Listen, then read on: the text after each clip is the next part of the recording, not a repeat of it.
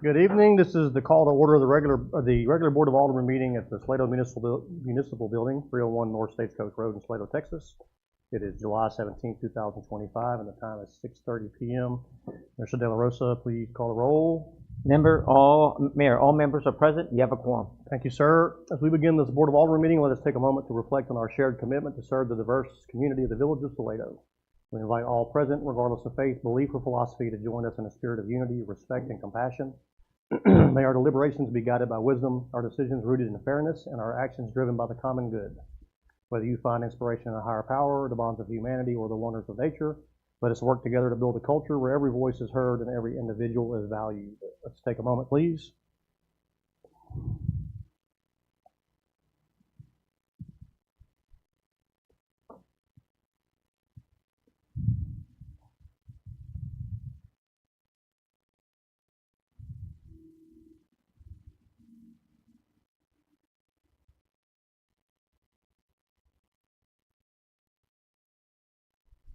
Thank you. Please stand and join us in the Pledge of Allegiance and the salute to the Texas flag.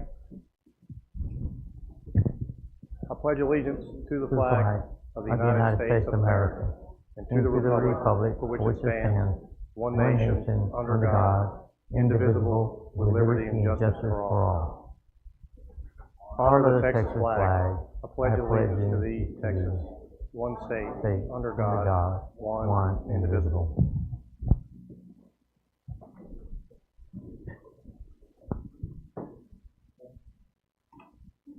Thank you. Item 1 is public comments. The Board of Aldermen welcomes comments from citizens on issues and items of concern not on the agenda. Those wishing to speak must sign in before the meeting begins and observe a 5-minute time limit when addressing the board. Speakers will have one opportunity to speak during this time period. Speakers desiring to speak on an agenda item will be allowed to speak when the agenda item is called. Inquiries about matters not listed on the agenda will either be directed to staff or placed on a future agenda for Alderman consideration. I don't have any sign-up sheet, but I'll open it up for public comments at this time.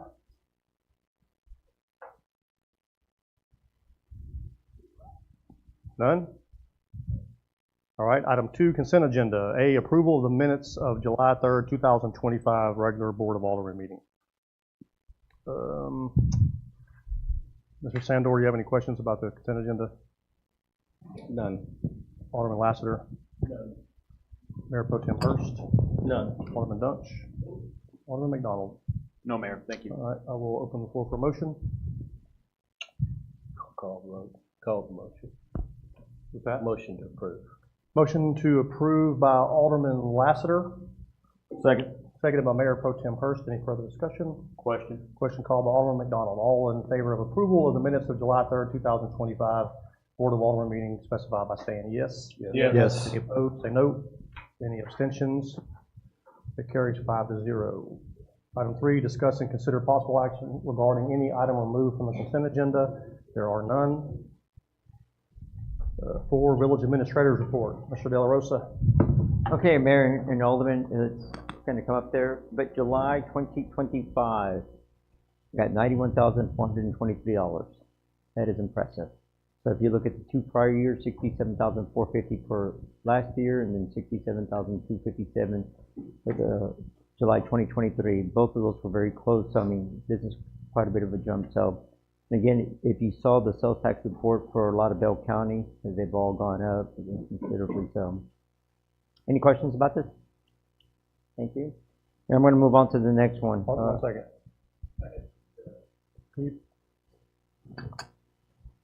It wasn't a question, Manny, but I'd like to make a request on the sales tax information. It's nice to have the monthly. Is it possible that we could add year-to-date cumulative comparison, so we're seeing 9 months, 9 months, 9 months, and just not 1 month, so we could have a little better idea of how it's tracking on a 9-month period, not just one? Yes, sir. We're members of the Municipal Advisory Council, so there's actually an export that I can send you all. Okay. To try to put it on this screen, it's not really going to work for anybody. So, okay. But I can send you that you'll see multiple years out also. So, okay. That'd be helpful. Thank you. Yes, sir. We'll do. Okay. Can I move on? Next one. Okay, Alderman Lassiter at the last meeting, inquired about the wastewater plant capacity, and it was a perfect timing because, as you can tell, there was a letter that came in from MRB. You'll also see that you've been awarded a grant award of about an amount of $1,875,000, which includes the $1,500,000, the 1.5 with a 20% match, which is our portion of that 375,000. Pretty spelled out by Armand Hunt with MRB. Mr. Hunt is the person that handles our wastewater issues. Our project manager, Solomon Thomas, is a PE, but he does not. This is not his wheelhouse. We deal with Armand on this matter. So one of the questions that we're going to be talking about pretty soon as I go through and try to determine, and we had this discussion about last summer during the budget process, that we were anticipating to be awarded. The engineers have certainly worked through some of this. We've already paid them up front. We can get reimbursed. But the whole idea was, and if I remember correctly, correct me, the ones that were here last year, it was the Mayor Pro Tem, Rodney Bell, that suggested that we do a wastewater increase to be able to pay for this. And as you might recall, I asked that we not do that at that time, that let me get the sewer billing, complete the audit that I was requested by the Board of Aldermen to conduct, try to determine who's connected to our system, start those collections. So we, as you know, we completed the last fiscal year with about 61,000 in the black, and it looks like we're going to be about a little over 70,000 this year, even with some of the repairs that we've made. So if we move forward and we stay, being able to, that the system is actually paying for itself, and what we've been doing every month, the Village General Fund loaned the sewer fund, the enterprise fund, about $500,000 some years back. It is now down to less than $200,000 that the sewer system owes to general fund. As you know, the general fund is sales taxes, property taxes, so you've had residential properties, subsidizing your wastewater system for a number of years, okay?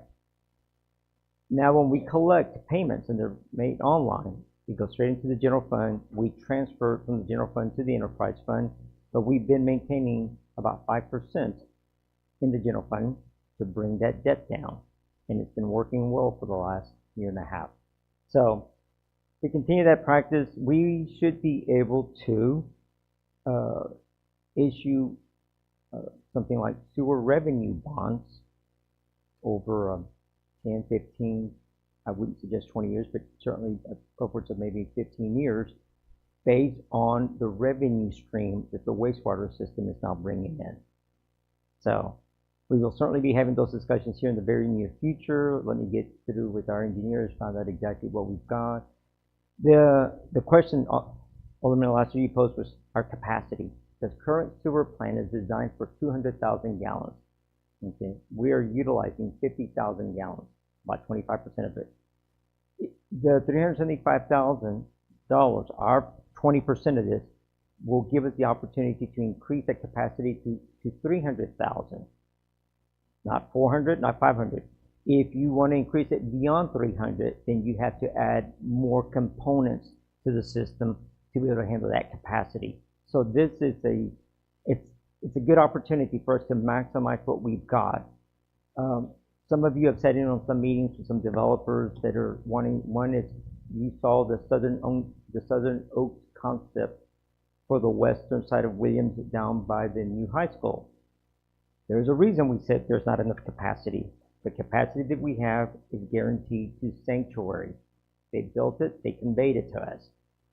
So we cannot overpromise, because if we overpromise and we lose that capacity, you may have to incur more cost to enlarge it to give them what they need. And we've had communications recently with the Sanctuary Development Management on what the impact fees are for residential and commercial.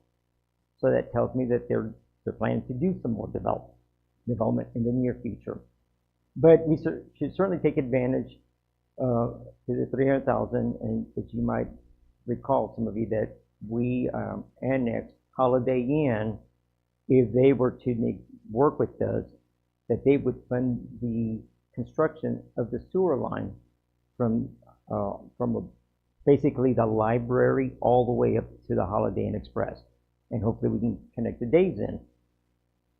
Annexation is a requirement, so we can bring in some properties, but these large developments, a couple of hundred acres here and there, 500 to 800, either houses or commercial properties, will tax our system.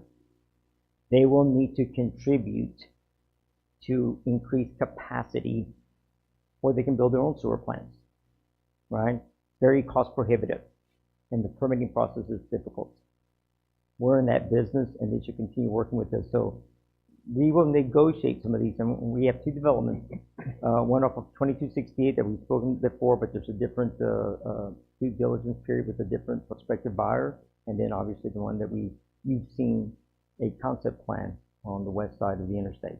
So those large developments, but our current system will not be able to handle it. Any questions on this? I do. What is the percentage that we're currently using again? I didn't write it down. I apologize. It's 50,000 gallons, so 1/4 of it. And isn't there a certain amount of that capacity that's dedicated to the sanctuary development? Our engineers are trying to determine that consumption, because when it was constructed, we don't show any records for what the capacity was they're going to need, so we're having to speculate, right? So the third parcel, they have the north track, which is the townhomes and apartments. The eastern track is where the residential units are down at the 400 Royal Street, and then the third track is around Bloomers, the commercial area. Depending on what type of commercial will depend on how much capacity they'll need. And we've been in communication with, as a matter of fact, as recent today, I provided Mr. Solasky the information on how to calculate the impact fees for commercial, but not knowing what he's proposing, not knowing what he's going to build there. And there was nothing submitted in any of the documents that I can find, other than we have about 7 agreements with them that covers everything from development to the tourism to the how we're going to incentivize the rebates, all those things. There's 7 separate agreements. Nothing that indicated what their consumption would be, other than they built it for 200,000 gallons, they had some room. I don't know where that number came from, or why didn't they just max it out at the 300,000? So it is very difficult. So we've been adding a couple of infills, and as we're going down, Royal Street, for example, some property owners along, Roseway, connected. Well, if we're allowing residents along Royal Street, not just the commercial on Royal Street, is it going to go down Baines? Is it going to go west, Center Street, or some other place? We don't have a written policy as who comes on and who doesn't come on, right? So you can't overcommit, and unless somebody's going through redevelopment. We've had new homes. Those new homes are connecting, but I can tell you where. Salado Plaza at Van Beaver, southeast, it'd be the southeast intersection, and a fitness place that's there. One house to the east wants to connect. But where do we start getting requests? Let's bring it down Van Beaver. Well, it's costly. They're right there at the intersections. Who's going to run those main trunk lines, right? The service lines are cheap enough, but so unless those properties redevelop, you're not going to have that. So again, to answer your question, there's no analysis other than we know that we've got to protect that capacity unless I get directed to use it, but then you're going to be subject at someday to have to provide that capacity. Yeah, I understand all of that. I thought there was a dedicated amount in a development agreement with the sanctuary regarding the 200,000 available gallons. I don't recall seeing that. Okay. And we posted, all the agreements are on the website. We made them available to the public a year ago. Okay, thank you. Yeah, but let me look at it again. But I've had a number of conversations with Armand Hunt, so, I mean, again, that doesn't mean that they know those agreements. We just provide them whether they get into the details, but but that is the one conversation that we've had numerous times. We need to determine our growth and how much capacity we actually have. So I don't think they would be saying that if they knew, and I don't recall seeing that. Okay, thank you. Swapper. Turn your mic on, please. Thank you. I wanted to ask about other commitments outstanding, if there are any, other than the sanctuary agreement on sewer. Have we issued any commitments for to be developed land guaranteeing water of any type for sewer for any of those developments? No. No. Okay. Now, what we would do is we would have negotiations. We would try to determine how much we have, and then we would present that to you for a decision. Yes, sir. So we don't issue any type of letter up front saying we'll commit that sewer to you on this development. Yes, Okay. sir. Good. Thank you. Yes. Thank you. And did the reimbursement we spent? I take the engineering money that was already spent, the 80%, which is coming back to us, the 54,000. Was that all spent in 24, or was that partially spent in 25 as professional fees? No, has not been spent in 25. If anything, it was done in early 2024. 24. Okay. So the revenue will be coming in off of that expense here to offset if we go forward with this. Yes, sir. Okay. Just a second. Right. Okay, I'm done. Thank you. Mayor Pro Tem Hurst. Real quick, Mr. De La Rosa, the impact fees for sewer, is that used to go towards expansion costs? What the 52? Well, yes, it goes back to pay back your debt. So you've adopted an ordinance. When you issue debt, you adopted an ordinance that says that you're going to collect these impact fees to pay back your debt. Okay, good enough. Thank you. Alderman Knowles. Yeah, so if I understand it right, right now you're working with sanctuary development to at least get an understanding of what their forecast is. You don't have that right now, but that is an action you're trying to get them to the table to commit to some type of, so we can at least plan something. I mean, at least if it was documented, meeting minutes. I know there's nothing in the contract, so truly there's nothing in the contract, then we need to get them back at the table and then kind of at least outline that this is the forecast, because that's a lot of capacity that we should be leveraging to gain more revenue and then continue to build, right? Yes. So with the first time I saw the grant was when this came out. That's a relatively new grant. When I was skimming it, though, is there a time where that grant expires? That's one of the inquiries I made, because I didn't see the original. It doesn't tell me in this, so there's a whole set of instructions, which is why I sent you everything. Yep. I have not been contacted by the EPA. I have. It's Mr. Hinton. It's not a conversation I've had with him yet. Okay. But there is a contact that follows up not only with me, but with our engineers on this. We're all in the same email distribution. Okay, so then if we were to have that conversation with Sanctuary and they're going to say over the next 5 years, I'm going to need all 200K, can we go back and get additional funding to take it up to 500K gallons to build additional capacity in a grant? Is there this grant's already awarded? You can always go for more grants. Okay, all right, no other questions? Alderman McDonald. Yeah. Mr. Del Rosa, keeping it simple, with the 200,000 gallon that functionally the sanctuary built and conveyed for us to manage. Am I saying that properly? Yeah. All right. So in theory, they technically own all 200,000 gallons of that, generally speaking. Okay. This grant's talking about an additional 100,000 gallons. That would not be promised to anybody but the needs of the municipality based on the citizens and its functionality here, not the sanctuary in and of itself. So in other words, a 2/3 sanctuary by simple terms, 1/3 to the village to manage as they see fit at that point. I just want to ask that question. That is correct. Okay, that's clarity. Thank you for that. That's all I have. And I know we can't go any further on that capacity in this particular system because that's the max out. Yes, but there is additional room out there to build more units. Yes, sir. Okay. Thank you. Thank you, Mayor. Sir. Okay. Okay. Next one is the financial report for the month ending June 30th. Our accountant provides a summary. Those were not normal in the years past. It's certainly something we implemented maybe sometime last year to summarize everything for you. So, any questions?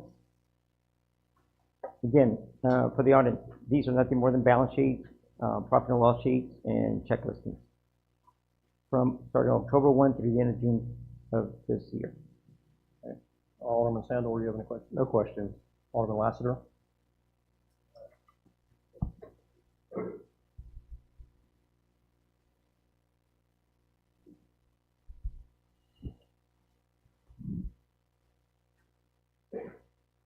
I'll come back to you. Mayor Pro Tem Hurst? Alderman Dutch? Just one question. The amended budget, I know I may have missed this from our last meeting. Are we going to do another amended budget between now and the end of the fiscal year? At the next meeting. At the next, okay, because we talked about before, some of the run rates are very encouraging and others of them are, but there seems like it's a net positive, which is great, especially on the sales tax, so. Conversation I had today with our accountant was that we plan to amend, we're not going to approve that budget until sometime in September. So what you're going to see next week is going to be inclusive of the revenue streams and the expenses that you're seeing through June 30th.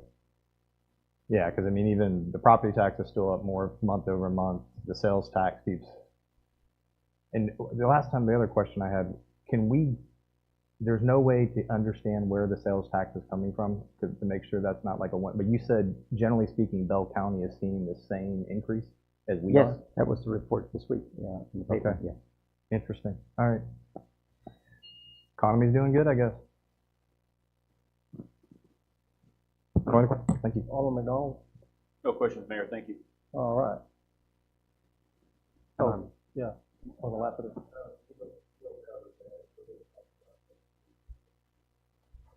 Okay. Thank you, sir. All right, Mr. De Rosa. Okay. And last item, Ms. Pence is going to give you an update on the marketing program.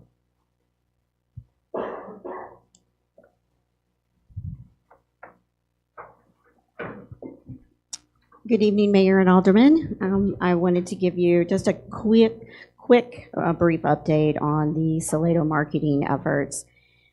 Salado, the local tax generated by the travel spending are currently about $365,000, and this is according to the Texas Travel Office of the Governor's Economic Development and Tourism Division.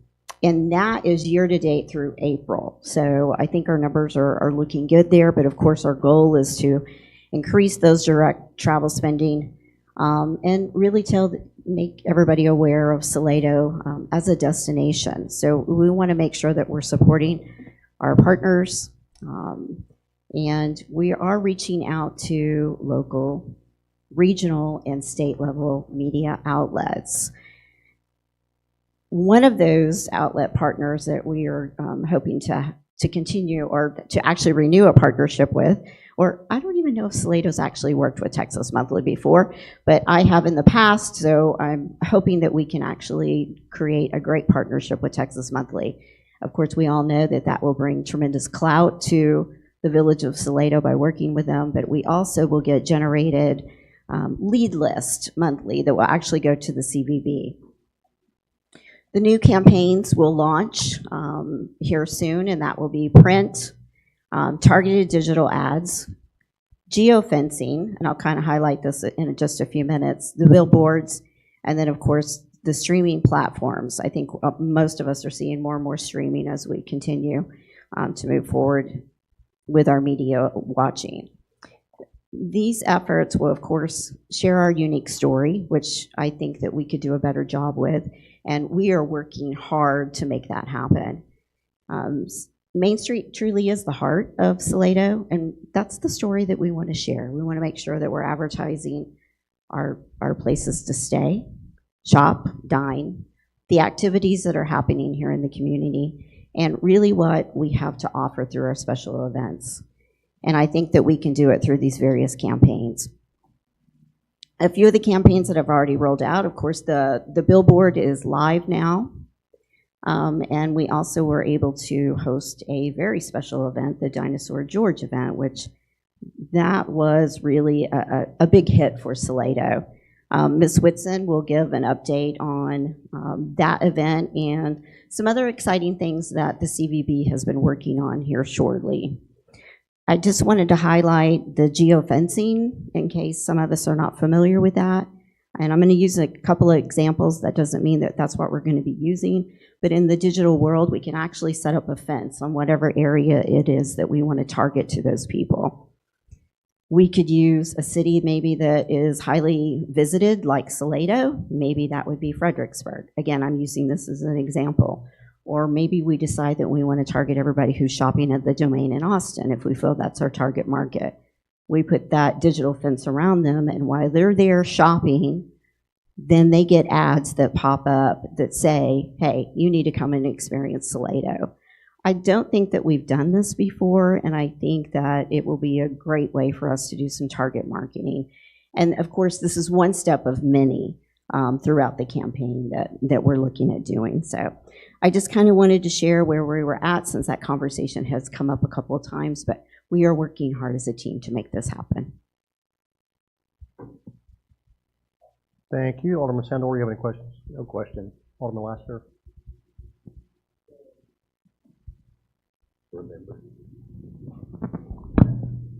Thank you for the update, and I appreciate the fact that we have initiated this program and focus on Main Street, but primarily, but there are other aspects of Salado that are awfully charming as well. So I'm glad to hear that. I'm glad to hear that it's a team approach, and I hope you and Ms. Whitson come up with some great ideas. I'm fully supportive of that, and I think we have the money to help you, so thank you. No question. All right, Alderman Bunch. So when you were talking about digital, great, loving it. But second phase, do we have an Instagram or any page today? I know we have Facebook, but are we looking at hitting the younger demographic of Instagram? And I was going to say, Ms. Whitson can talk about that here Okay. when she gives her report, but she is on top of that. Okay. No other questions. Thank you. All right, Alderman McDonald. Thank you, Ms. Penn. No further questions, ma'am. Thank you. Thank you. Mrs. Del Rosa, you have anything else to add? Yes, sir. Okay, are there any public comments on the village administrator's report? No? All right, moving on, staff reports. 5A, presentation of police department monthly report. Chief Fields.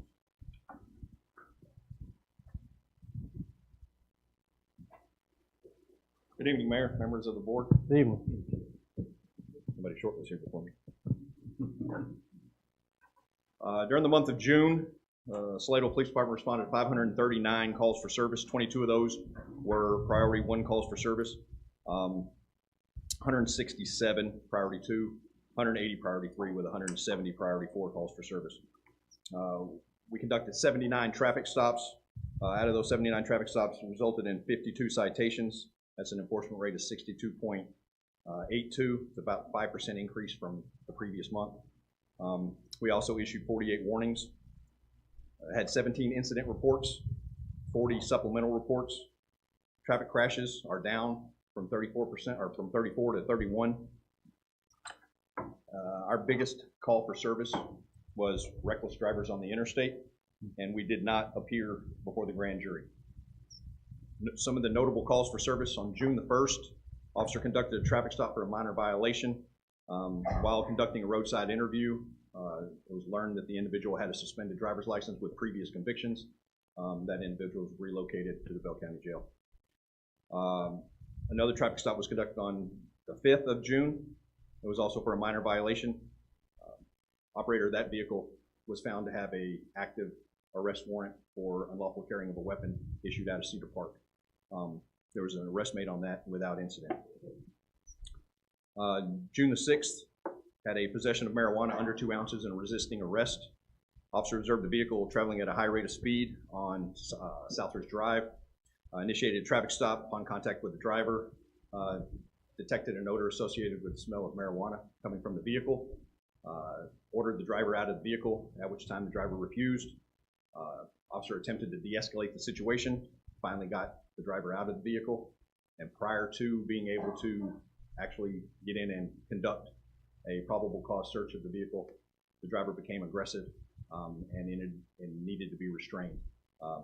Officer Oster was the officer involved, and he did have to use his taser. He did not use it in dart probe deployment. It was a drive stun, which does not actually shoot the 2 probes out, but it's more for pain compliance. It was successful. He did get the subject under control.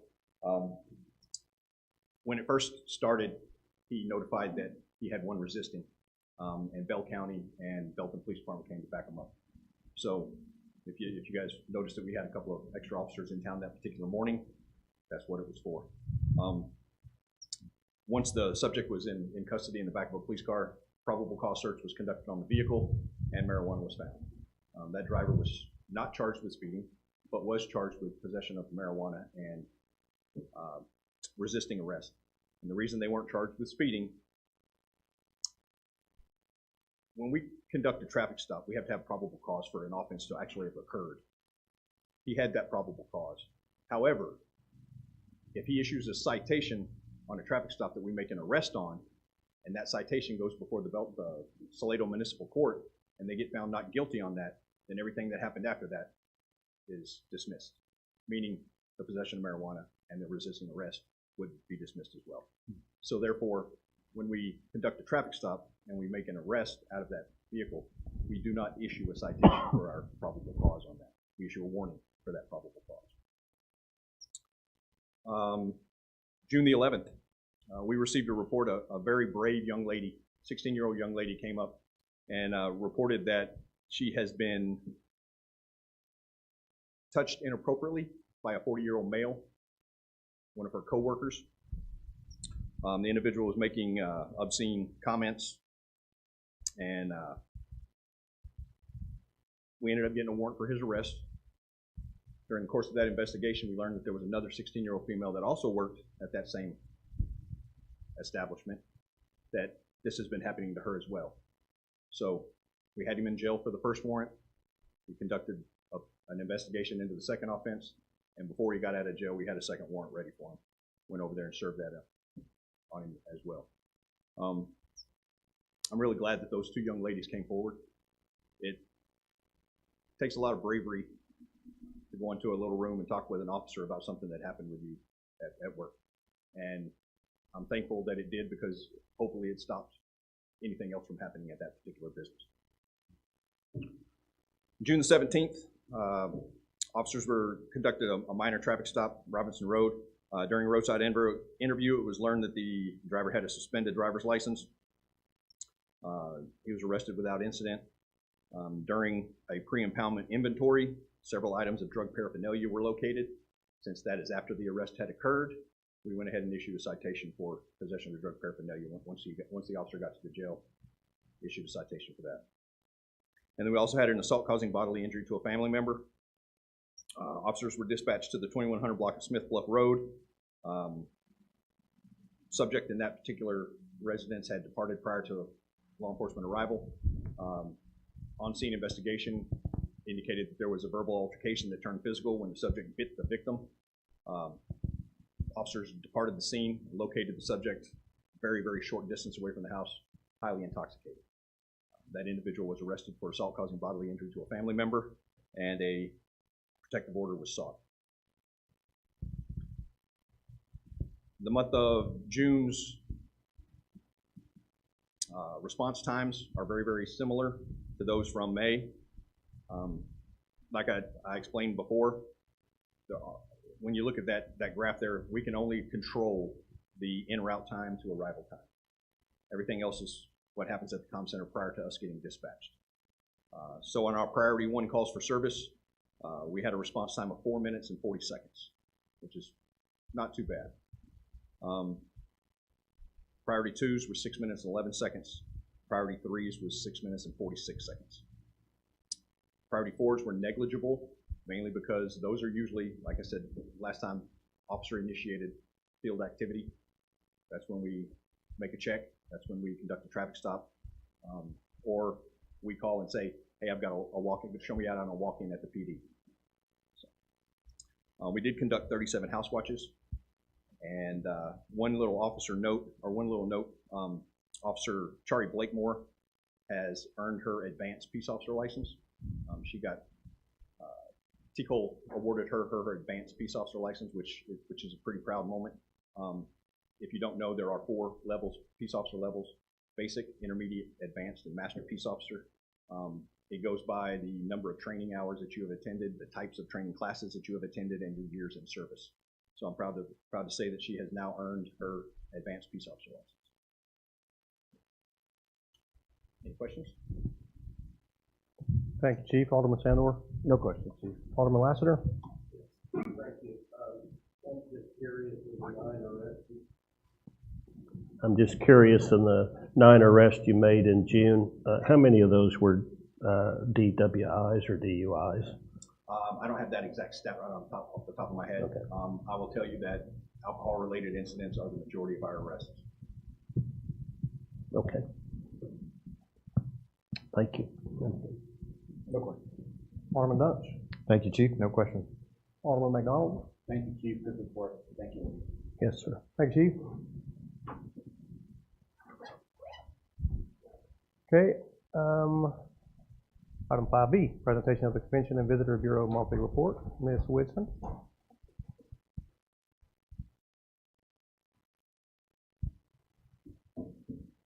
Good evening, Mayor and Alderman. Hello. This evening, I'm going to be giving you June's Convention and Visitor Center's monthly report. So as you can see right below this is our Salado website numbers for the month of June. Down below, you see our weekly. Our weekly is emails collaborating with our businesses and our lodging group. The purpose behind that is to give marketing ideas to our hotels and to our businesses to share the events going on in town so they can share that with the visitors, the friends and family. Then we also have where we keep up with our website, keep up events, keep them current, keep them through each day, the week, the year, and the weekends. And then the marketing side of things, we had done our tourism-friendly designation. At that particular time, I had completed the full assessment, did 3 training courses, and we were required to send at least requests for 2 letters. One was to be from a state representative. The other was to be from a local stakeholders. So I went ahead and asked a handful of people, and out of it, we got 8 letters. And as of yesterday, we are officially tourism-friendly certified. So we're very excited for that. We will get that certification through the governor in the next couple of weeks. He is currently in legislative session and will give us that recognition in a couple of weeks. When we get that packet, then we'll be able to really put that logo out there and share it and then be able to do that presentation. So very excited for that. That's always fun to get to share Salado and tell them our story. And then in that, those emails that came from stakeholders, I did send you guys an email with that just to share with you. You can hear their enthusiasm and see what tourism is about, and then see what we've kind of done already so far with them, working with them. And then, of course, Gina had mentioned the billboard. They had availability, and they were kind enough to just get it up and running. So if you come down north from Temple, if you look on the left-hand side, right before you get to the McDonald's in Belton, you will see that the billboard is up and live and going now. So that's exciting too. This month we had one group of people. They were called the Silver Branchers, and they did a tour with the college in College Park, or the museum in College Park, and I had a gentleman said they let us out. So they were pretty excited to be an older group and be here in Salado. As far as the Convention and Bureaus group, this is where I collaborate. I'm in the community with our businesses, again, and our lodging group, visiting with them, trying to figure out what needs to be done in the community, and then create conferences and connect with other establishments, other groups to bring business here during the week. And so on June 10th, we do quarterly roundtables with our lodging groups. And we had on June 10th our quarter roundtable. And in that, I included Music Friendly, and I also included our commissioner here who talked about the Cadence Bank Center. And in that collaboration was to ask the hospitality groups, how do you collect your heads and beds? How do you know what events work? How do you, what can we do that will help you guys to make this better for your staff and to, and so with that, we had a great conversation. And then also with the Cadence Bank Center, this was from the commissioner's side, because the Cadence Bank Center does have sponsorships, and at one time we were a sponsorship for it, and it was really just to see basically if they're benefiting and what their benefits are, so that he could be able to give that report later on that day in the meeting. And so that was what we did June 10th. And then June 17th, I do this pretty regular, either on the phone or in person. We get groups that want to come here and find out what there is to do in Salado. So basically, you sit down with them and you talk to them what their interests are, and then find out what they're trying to do here in Salado. So this particular group is a women's Bible study group. They're coming from Holland. They're going to do some history, do some tours of some galleries, do lunch here with their group, and this is what we do on a regular basis here at the Convention Center. And then finally, I have, not finally, but on here we have the Tourism College, and I got to do that. This is my second year.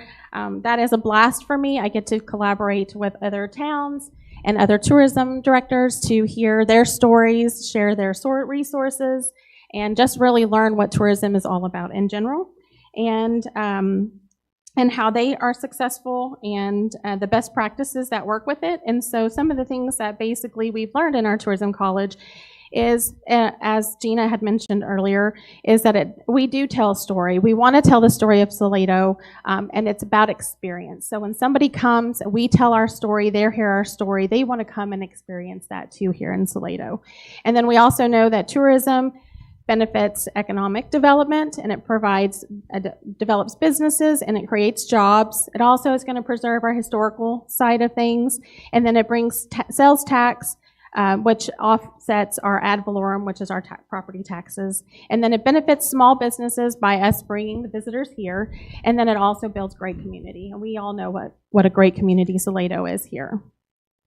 And then Facebook, we do continue to do well with that. One of the things that I did have on here, so Melanie and I have done a breakdown for Facebook and Instagram. And Melanie is is on my team. She does a beautiful job in her writing, former school teacher, and she loves history. And so what we have noticed is when we do our Facebook, what we attract on our Facebook with our demographics is history buffs.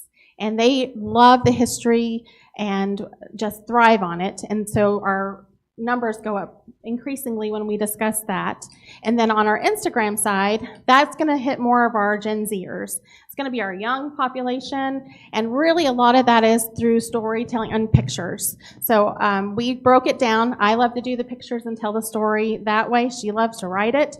And so with our platform, we're able to hit all demographics, and that way we can bring, originally Salado was retired military, and now that we have more people moving into the state of Texas, we have an awesome school district, and the families are coming here to Salado, then we get to promote that even more so through our Instagram side of things. So that's what we've done. And then the last 6 months on our calendar, we have created our events for the next 6 months, and we have them all based out as starting 6 weeks early so that we can generate that to also increase the heads and beds for their planning as they go along with everything as well. So anyways, any questions?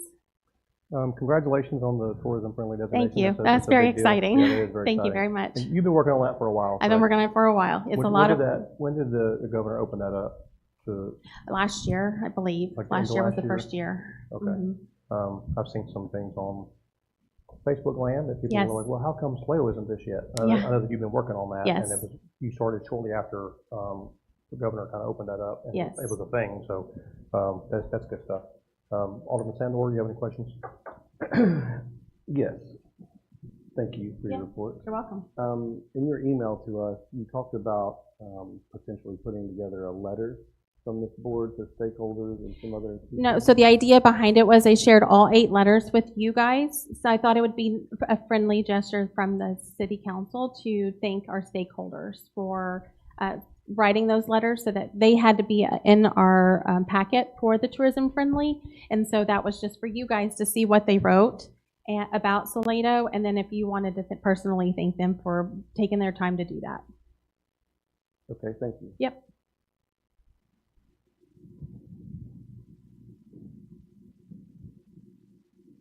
Any other questions? No. Alderman Lassiter? Thank you. Thanks for the report. I appreciate it.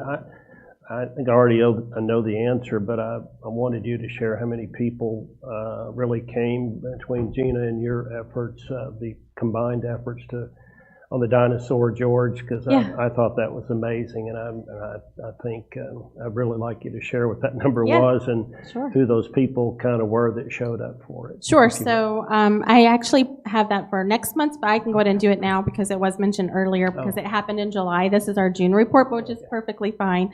But we had 892 people that we counted, and I know that we missed a few because it was so busy. And at one point in time, we're like, did we count that? Did we count everybody? You know, including everybody, but a lot of it families. Most of it was families. We did have a few that are older people who enjoyed the dinosaur as well. And it was great for the museum to have that many people come in and out, and for them to see that the museum was there. Yeah, I just want to commend you and Gina both for that. Thank you. That was very positive news and extremely worthwhile. That was great. Thank you all very much. Mayor Pro Tem Hurst. I'll just thank you and congratulations again. Thank Great you. job. Yep. Thank you very much. Alderman Duck. Just want to say congratulations and great job. So, Thank you. In your, one other question, and when you had around other communities coming in, you guys shared ideas. Is there any other communities hitting TikTok as well? We're not allowed to do TikTok through the city. Okay. I figured there might be something against that. Okay. Got it. Thank you. You're welcome. Alderman McDonald. Yes. Thank you for the report. Well done. Yes, thank you. In addition to that, just when talking about marketing, just a general thought out there, do we do any marketing at the now newly renamed Fort Hood? Do we do any marketing out there with them, and what efforts are you taking? Yep, so this week I actually met with a gentleman through Fort Hood, and he's with the National Mounted Warfare Museum, and I told him that we would love to represent their museum, and I'd love to get them together with our current museum, especially since we had a Colonel Robertson, and he did not know at the time that we even had a colonel that started Salado here, so that was very interesting, and made the connections for that so that we can get, when they have their groups come to their museum, then we can tie them and bring them to where they will come and stay in Salado, as well as visit our museum. And I'd like to collaborate that with the Bell County Museum for all the history side. Again, the history is very important for Salado, and a lot of people enjoy that. And so he gave me the contact for that person who knows all the groups that are coming for theirs, so that we can make the collaboration. And then I also connected him with with our superintendent, Dr. Novotny, because they would like to do tours for the kids through the school. And so I connected them as well. Follow up, if I may. Yes. In addition to that, so just to share some simple knowledge with you, every Thursday at Fort Hood, they have something called a newcomer's brief, and it's held in basically one of the big ballroom areas that are over there. Mm-hmm. There's usually between 50 to 100 quote-unquote tabled vendors there. As a government entity, we're able to be there for free. Right. And what that does is it introduces that good opportunity to introduce Salado to new coming families walking into Fort Hood, all rank structures, so on and so forth. And that would and there's a large homeschool population over there too that could take advantage of the museum here as well. Yes, and then Share that out loud. thank you. And then today I also spoke to somebody about meeting with some FRG groups and doing that as well. So, yep, you're welcome. No further questions, ma'am. Okay. All right, thank you. Susan, thank you so much. Appreciate Yeah, it. you're very welcome. Thank y'all. Any public comments on the staff reports? Nope. All right, moving on. Item 6, discussion and possible action. A, discussion and possible action on approving resolution number 2025-09, a resolution denying the proposed change in rates of Encore Electric Delivery Company, LLC, finding and determining that the meeting at which the resolution is passed is open to the public as required by law, and declaring an effective date of this resolution. Mr. De La Rosa. Okay, Mayor and Alderman, the Encore has filed for authority to have a change in rates with the Public Utility Commission of Texas. The last time they did that in Salado in 2022 was, I think it's 2022, and it was denied at that time. Occasionally, and my conversation with the Encore rep was that at the last request, they weren't approved everything they requested. So, and that providing electricity is a business. I mean, give me the, everything that they do. So, but it is my recommendation that you deny the request. What will happen is then Encore will take that up with the Public Utility Commission of Texas. Other cities are doing the same thing.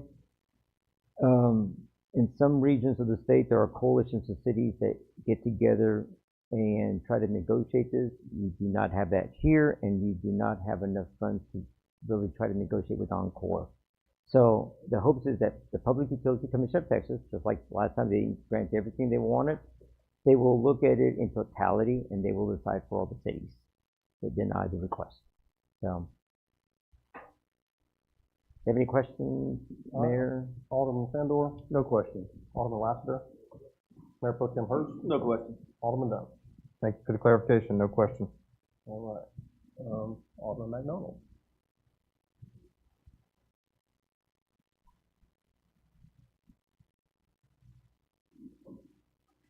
No question. Thank you. All right. And I will open this up to public comment. None? All right. Open the floor for a motion. Make a motion to approve 6A of the resolution number 2025-09, resolution denying proposal. So your motion is to deny. Okay. All right. Motion made by Mayor Pro Tem Hurst to proceed as presented in that agenda item.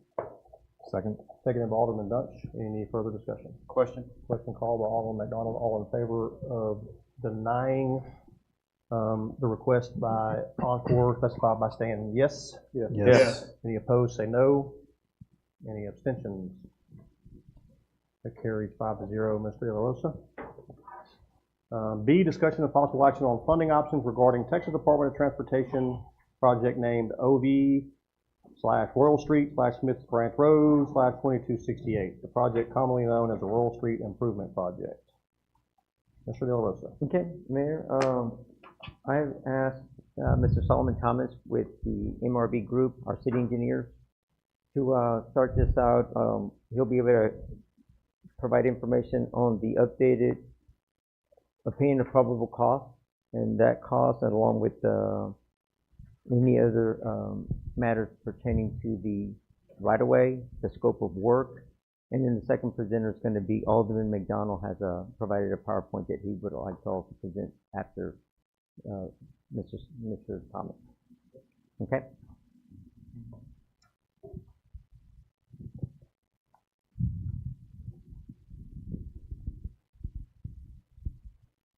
Good evening, Mayor. Good evening, Alderman. Thank you for having me. All right, so update on scope, just to make sure everybody is clarified on what the project currently stands. So to date, the plans have been developed to 30%, which is basically schematic stage. So, we've done surveying, we've done boundary survey, and we have laid out the road based on geometrics. So this is basically to take the road in its current format, take all of that out basically, put back a new road with the proper amount of base and the proper amount of asphalt, ribbon curbs the full length of the roadway going from Main Street to Smith Branch Road, and then sidewalk from Peddler's Alley to Center Circle, the near side of Center Circle to downtown area. And so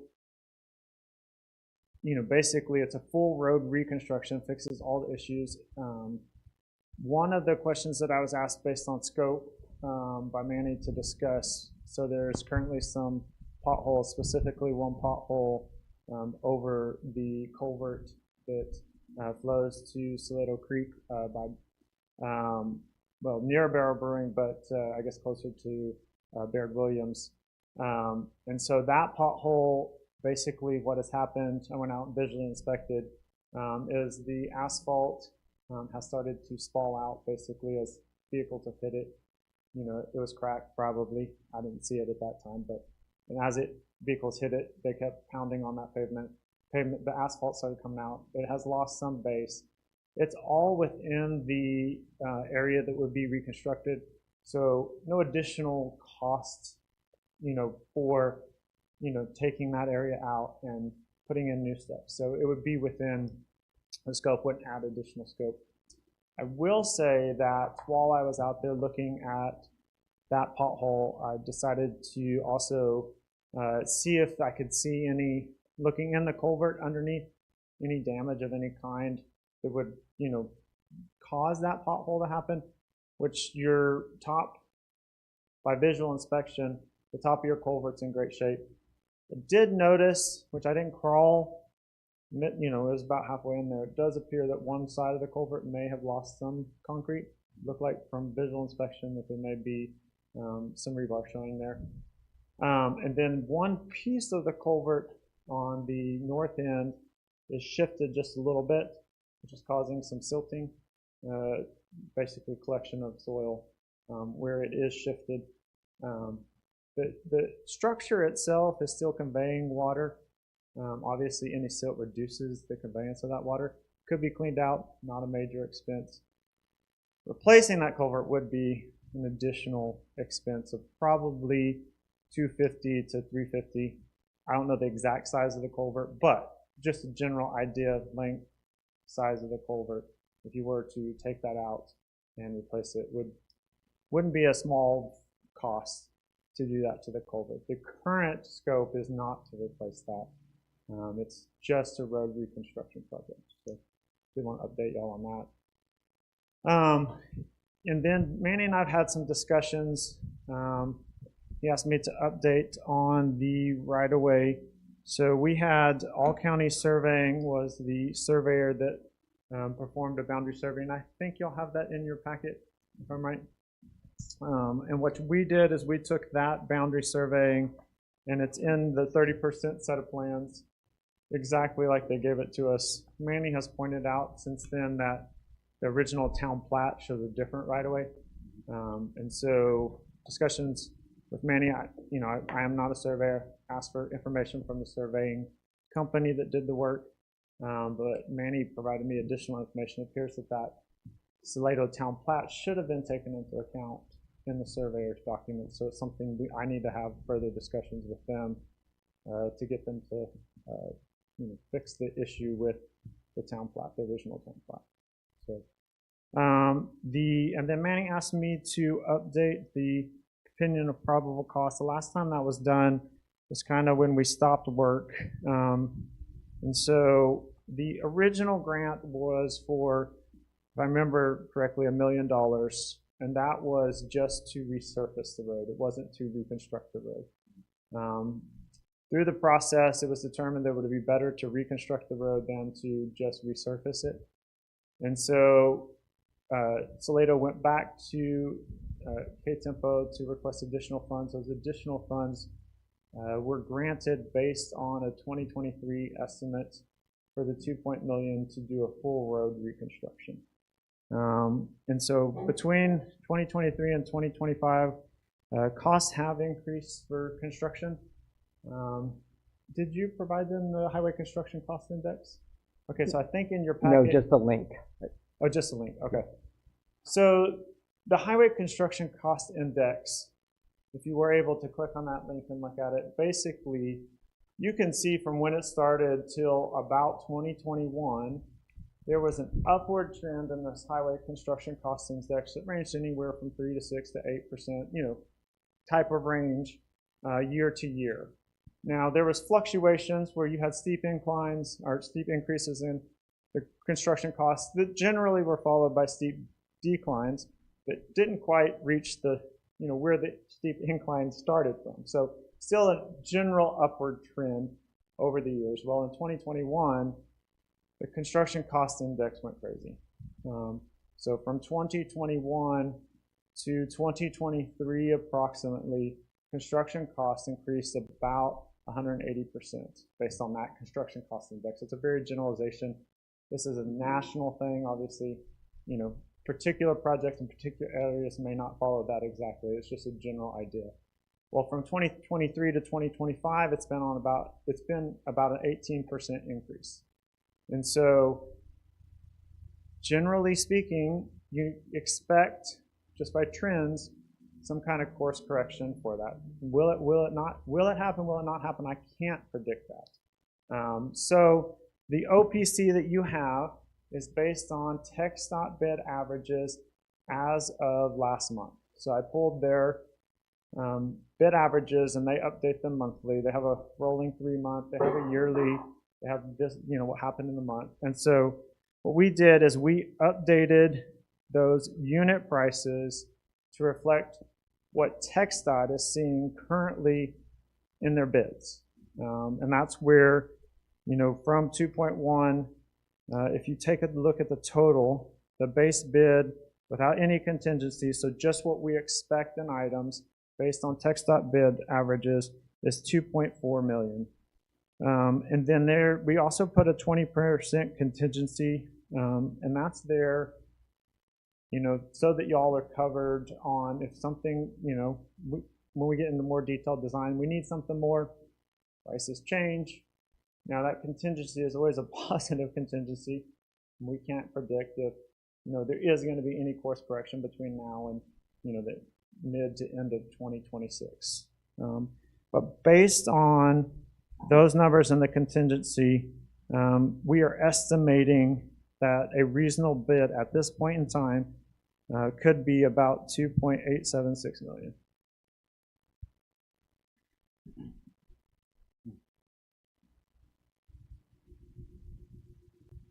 Mayor, may I ask Mr. Thomas, when you explain the parking and the sidewalk? Okay. What in generally were you? The instructions you were given and by whom? The 4 foot. Oh yes. 6 foot. Okay. I understand what you're asking now. All right. So on the west end of Royal Street, previous administration asked us to add sidewalk from Main Street to Center Circle. And so we went and looked at, and part of what they directed us was that they did not want to lose any parking between Main Street and any current on-street parking between Main Street and Barrow Brewing or Provecho, whichever kind of those general areas. And so in the schematic of the plan set, what we did was looked at putting in a 4-foot sidewalk from Peddler's Alley basically to across the street from Barrow Brewing, and then that sidewalk transitioning up closer to the road, and that's back at the edge of right-of-way so that cars could still head in, where you have the big stones in general, still pull in towards those big stones and park, and the sidewalk would run along behind there. And then as you got past that location to cross the bridge and down towards Center Circle, it is currently laid out as a 6-foot sidewalk from basically Provecho down to the shed. And parking? And then, yeah, right, it would not include on-street parking in that section. There's no planned design or anything for on-street parking. I actually did a little looking at the survey because I was out here. And, you know, what has been filled in and added and parking that's kind of parallel near shed probably is not the greatest thing for y'all's drainage.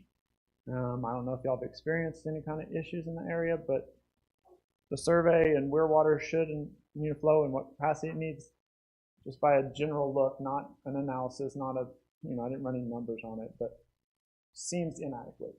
So I'm not sure that from an engineering perspective, that parking in that area is great for what it's currently laid out like. Now, you know, expansion happened and you wanted to have on-street parking and, you know, there was ditches behind that. All those things can happen. You just have to have the room to do it and money to build it, obviously. So those sidewalks, you're talking about, I guess that would be on the south side of Royal Street where the quarry blocks are that they're using for parking currently across from in between Barrow and that parking lot right there. You said the sidewalks are going to be behind the vehicles. So then how much further are we going to go south into that area right there to move those quarry blocks back or whatever it is? How much room are we talking there to make to accommodate parking spaces and to have a 4-foot wide sidewalk behind vehicles? So the sidewalk would run along, as designed right now, the sidewalk would run along the right-of-way. Mm-hmm. Then the blocks would be between the cars and the sidewalk. And then you would have the cars in there. So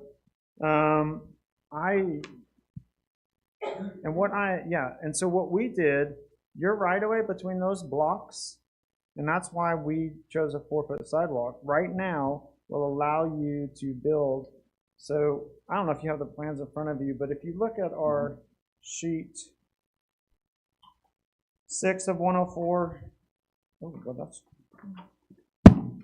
strange. That sheet's not numbered well. Well, it's removal station 0 to 10, and then sheet 11 of 60, which is your plan and profile 0 to 5.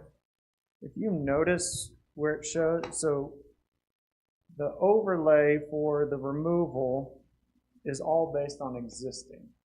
And you see where those blocks are kind of on that sheet. Yeah, they don't have that sheet? Yeah, you don't have that sheet. Okay. So it should, the blocks are not proposed to be moved significantly, if at all. It's basically to build it behind those blocks between where the stone blocks are and the right-of-way. So you would have your sidewalk. So right now there's a sidewalk that runs along Chupacabra. Then you'd have Peddler's Alley, and then you'd pick up right there, run behind those blocks. As you get towards Provecho, bring it back out to beside Royal Street, and then turn and run it down right next to Royal Street. Good. Explain the guardrail. So, and then crossing the drainage way right there, you currently have what's called metal beam guard fence. It has some posts.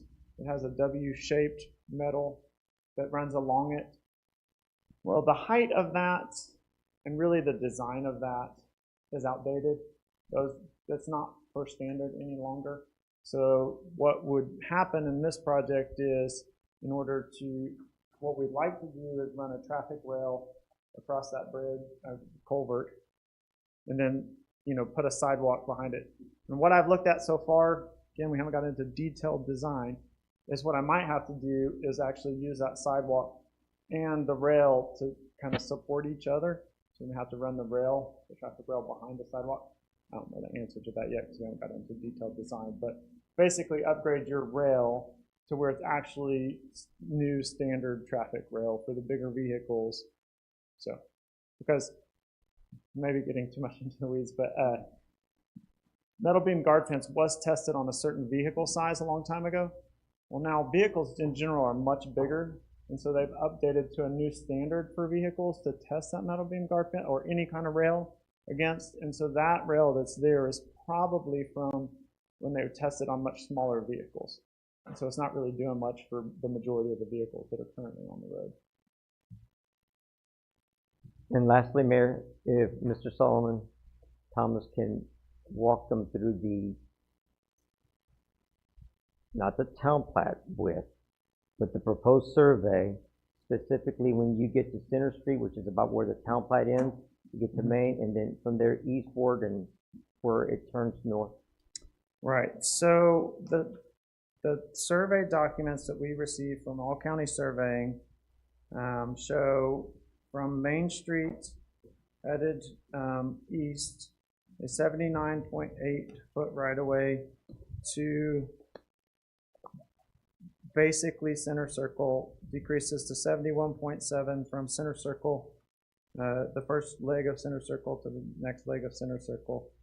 And actually at the next leg of Center Circle, it's at 76.7. And then as you go to the east side of, I'm just going to call that North Center Circle. I don't know if you'll have it named differently. Or sorry, of East Center Circle. You go down to what he surveyed as a right of way of 62.1, and that continues until right before Royal View Road. It gets down to 53. As you continue further east, just past Roseway, it gets down to 34 feet. And then as you make the turn, the surveyed width of the right-of-way down there is 16.4 feet, which means that the current road, according to All County Surveying, is not currently within your right-of-way. It's currently, outside your right-of-way. It is partially in and partially out of your right-of-way. Then as you continue down Royal Street, there's another piece, and basically that continues. There's another small section that looks like potential, like, this is really small. I didn't realize it was this small. Yeah. There's a Gerlin Shelton piece of property that's 6 acres, and right next to that, he surveyed basically a width of the roadway, and I don't know how this happened. Also owned by Gerlin Shelton, where the roadway runs. And then as you take that right by a Smith Branch, then it goes back to 49.1. So there is, challenges with the right-of-way down there that would have to be overcome. There currently exists potentially, y'all's road outside of your property.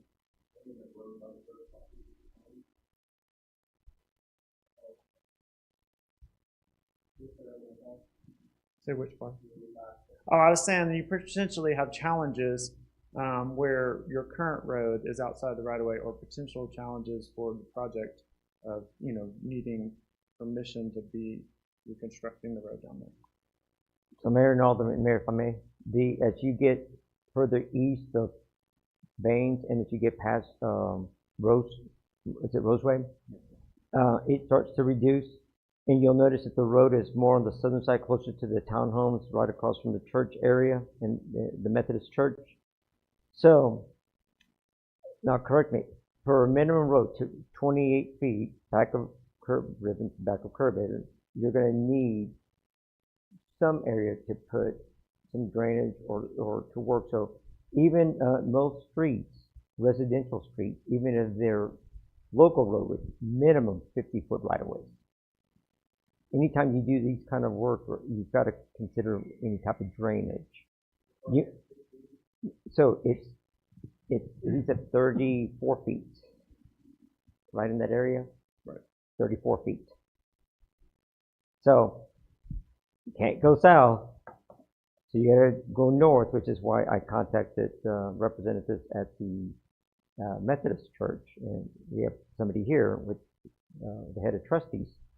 So, conversation with Mr. Thomas was, Okay, when did the survey occur? Sometime in July, sealed in August, and 30% drawings were stopped about January 9th of 2025. We were running out of money, right? So, so the conversation is, for you is, what the ask is to the church, that you need somewhere upwards of 15 to 20 feet on the north side of Royal Street to be able to continue that roadway, make that turn, and then that north leg from the sanctuary up to Smith Branch Road or Royal where it connects, to also widen that. There's a lot of trees along Royal Street before you get to that first 90-degree turn. So, I don't know how much room you need, but I've driven out there also to go look at the trees, see what that distance is. A tree, the canopy is where the root system is. So those are going to be decisions and discussions you're going to need to have to determine how we proceed. So the item that's up for discussion is funding options, right? So, Mr. Thomas, what is your assessment on what is this going to cost us outside of what the grant is? How much are we looking? What kind of costs are we looking to incur Are you asking specifically for construction? Or are you asking for the project as a whole? So we haven't done any estimates on right of way because we were told by previous administration that that had been worked out and that would be taken care of. That there was, so, we have not factored that in at all. I don't know if there's agreements that, or could be agreements. I've worked on projects before where, the benefit of the roadway or whatever, people are very eager for that and can donate the right of way. So could be potentially very little to no cost. Obviously, if you go into right of way and you have to make a purchase of the right of way, then that becomes a negotiation of what that value of the property is. So don't really have an estimate for you on that. Sure, but that aside, what if we didn't have to deal with that? Right. So I provided Manny with basically a schedule / costs. So I know Manny told me that TxDOT has agreed to pay for at least the 20% for the 2.1 million. I've heard information, whether it's accurate or not, that TxDOT has some leadway to actually increase that. Potentially, they haven't agreed to that yet. So construction costs, y'all may not have to pay anything for construction costs. For engineering fees, sorry, Manny, I did not bring that spreadsheet I gave you with the remaining engineering fees. 489,500. And the 89.5 is to get you to letting, to get it to construction. And then I think there's 2 on there for construction observation and construction admin that are somewhere in the range of 350 maybe. 187,000 for one, 154 for another, so a little bit more than that. But it's also based on an 18-month period. Correct. And so those costs, would be over the life of that project from estimating construction starting towards the end of 2026, and for a year and a half after that. As Manny pointed out, obviously, if there was a determination at some point that the project should be longer or it goes longer,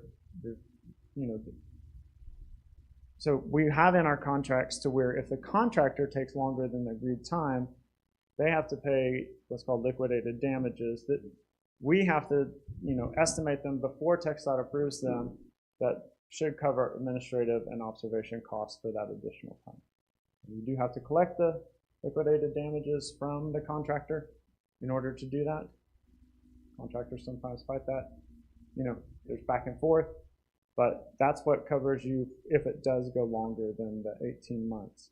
Where you, obviously in any kind of construction management, there's negotiation that happens, but theoretically, you're not out anything if it as an issue for the contractor that they didn't finish on time. Now, if they run into something that is unknown out there, like utilities or whatever, that they have no ownership in, those changes in time, yes, do come back on the village. And TxDOT did approve to cover our 20% of the $420,000 through transportation development credits.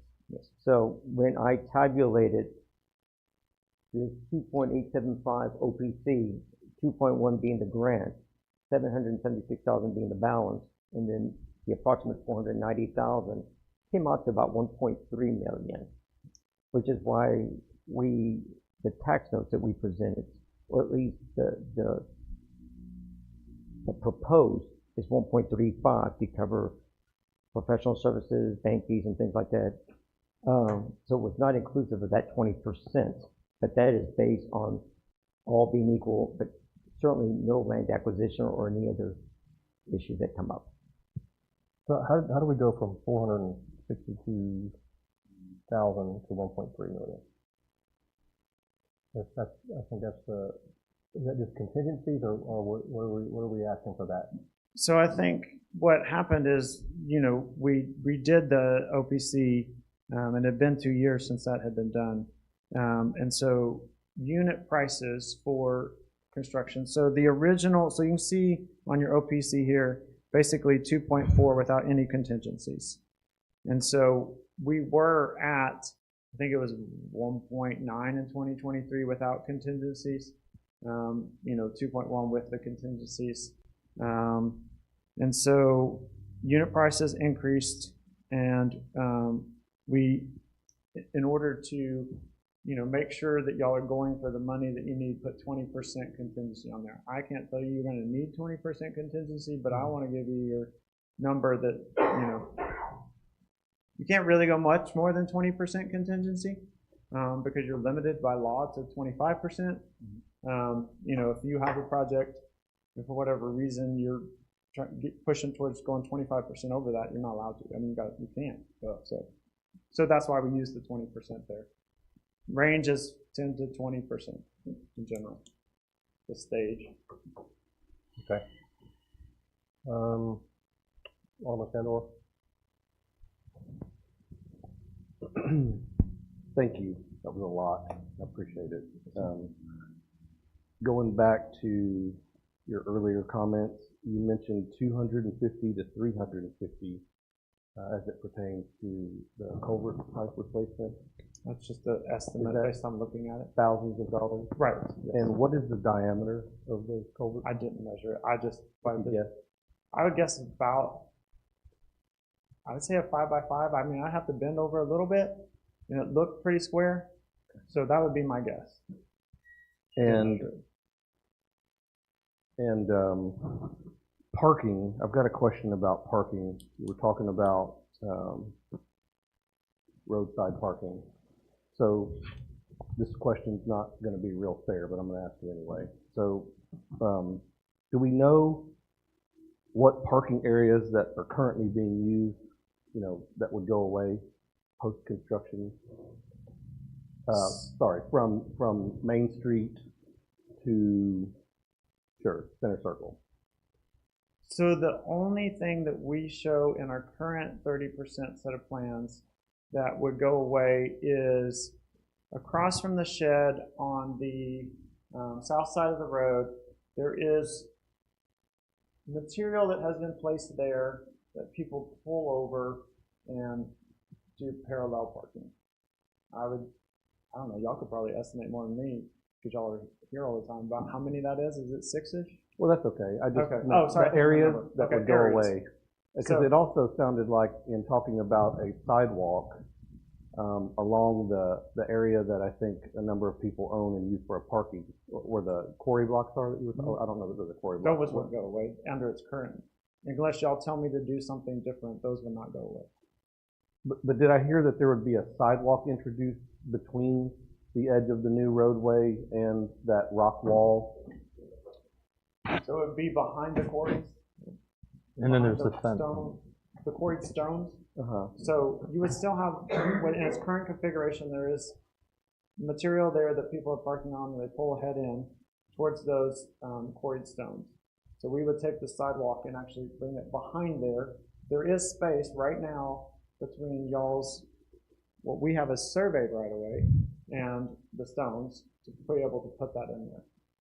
So the existing stones that are being utilized as some kind of a partition wall, that's built in TxDOT right away? Village of Salado right away. Village of Salado right away. Yes. Okay.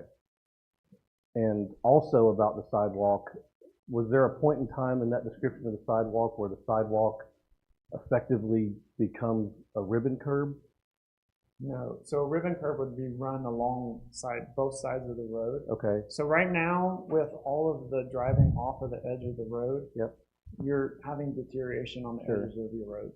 And so we're proposing to put in ribbon curb, concrete 2-foot ribbon curb along the whole I get length. that. I was thinking that you were describing the sidewalk as taking place of ribbon curb at some point. It would be, In front of Provecho, maybe. no. But that's not the case. That's not what I was trying to say. I I apologize. understand. No, I may have Yeah. misunderstood it. It'd be right beside it. Okay. Yeah.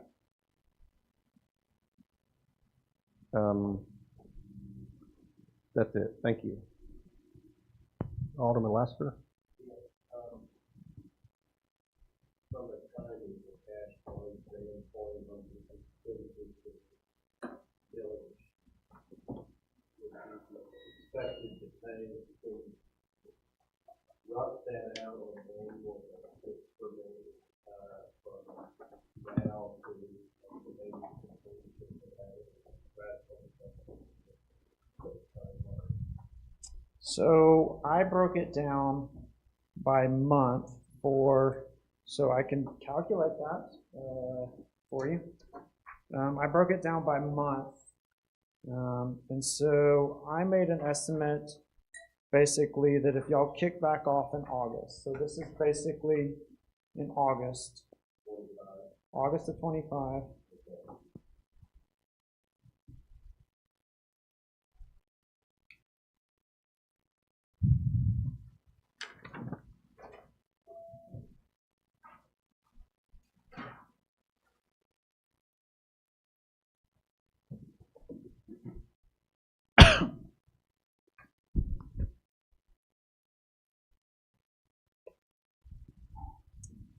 Approximately in 2025, so through December, 76,700.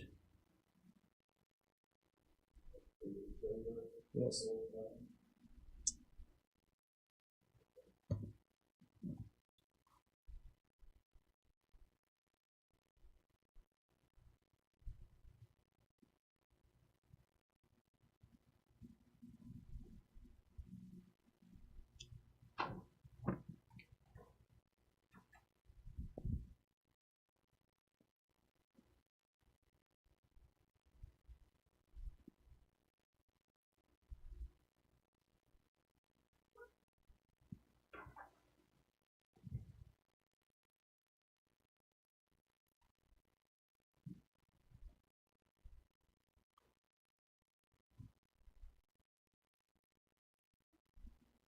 So looks like in 2026, estimate of about 435,000. Correct. Yes. 435,000. 435.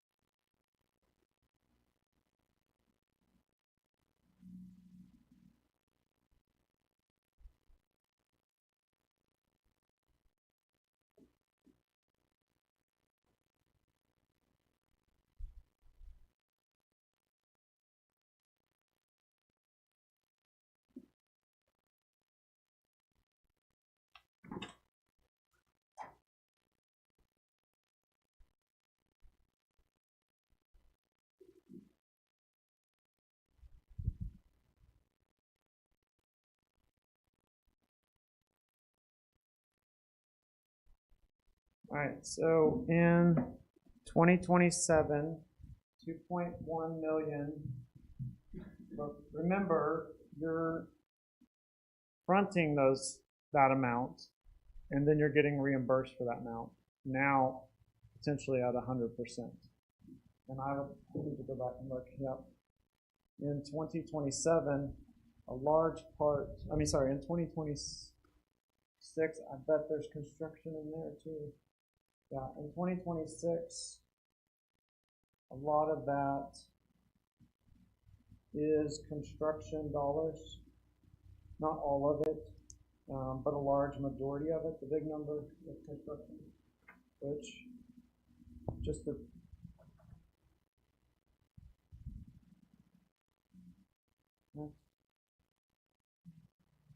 this is a quick estimate. You're gonna get reimbursed for 250 to 300,000 of that, and those reimbursements generally happen once you pay the contractor 2 or 3 months, behind, and it's getting sent in. And then let's see, 2028. It looks like we would still have a little bit of construction going, but it's kind of the tail end of construction.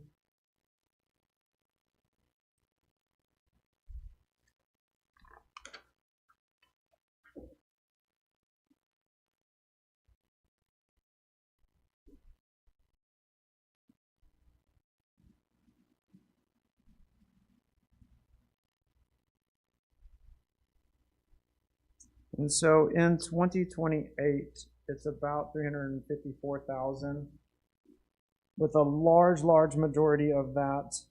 So these numbers include construction oversight, and grant administration. I don't have a breakdown by month, by category, but a large majority of those numbers are reimbursable.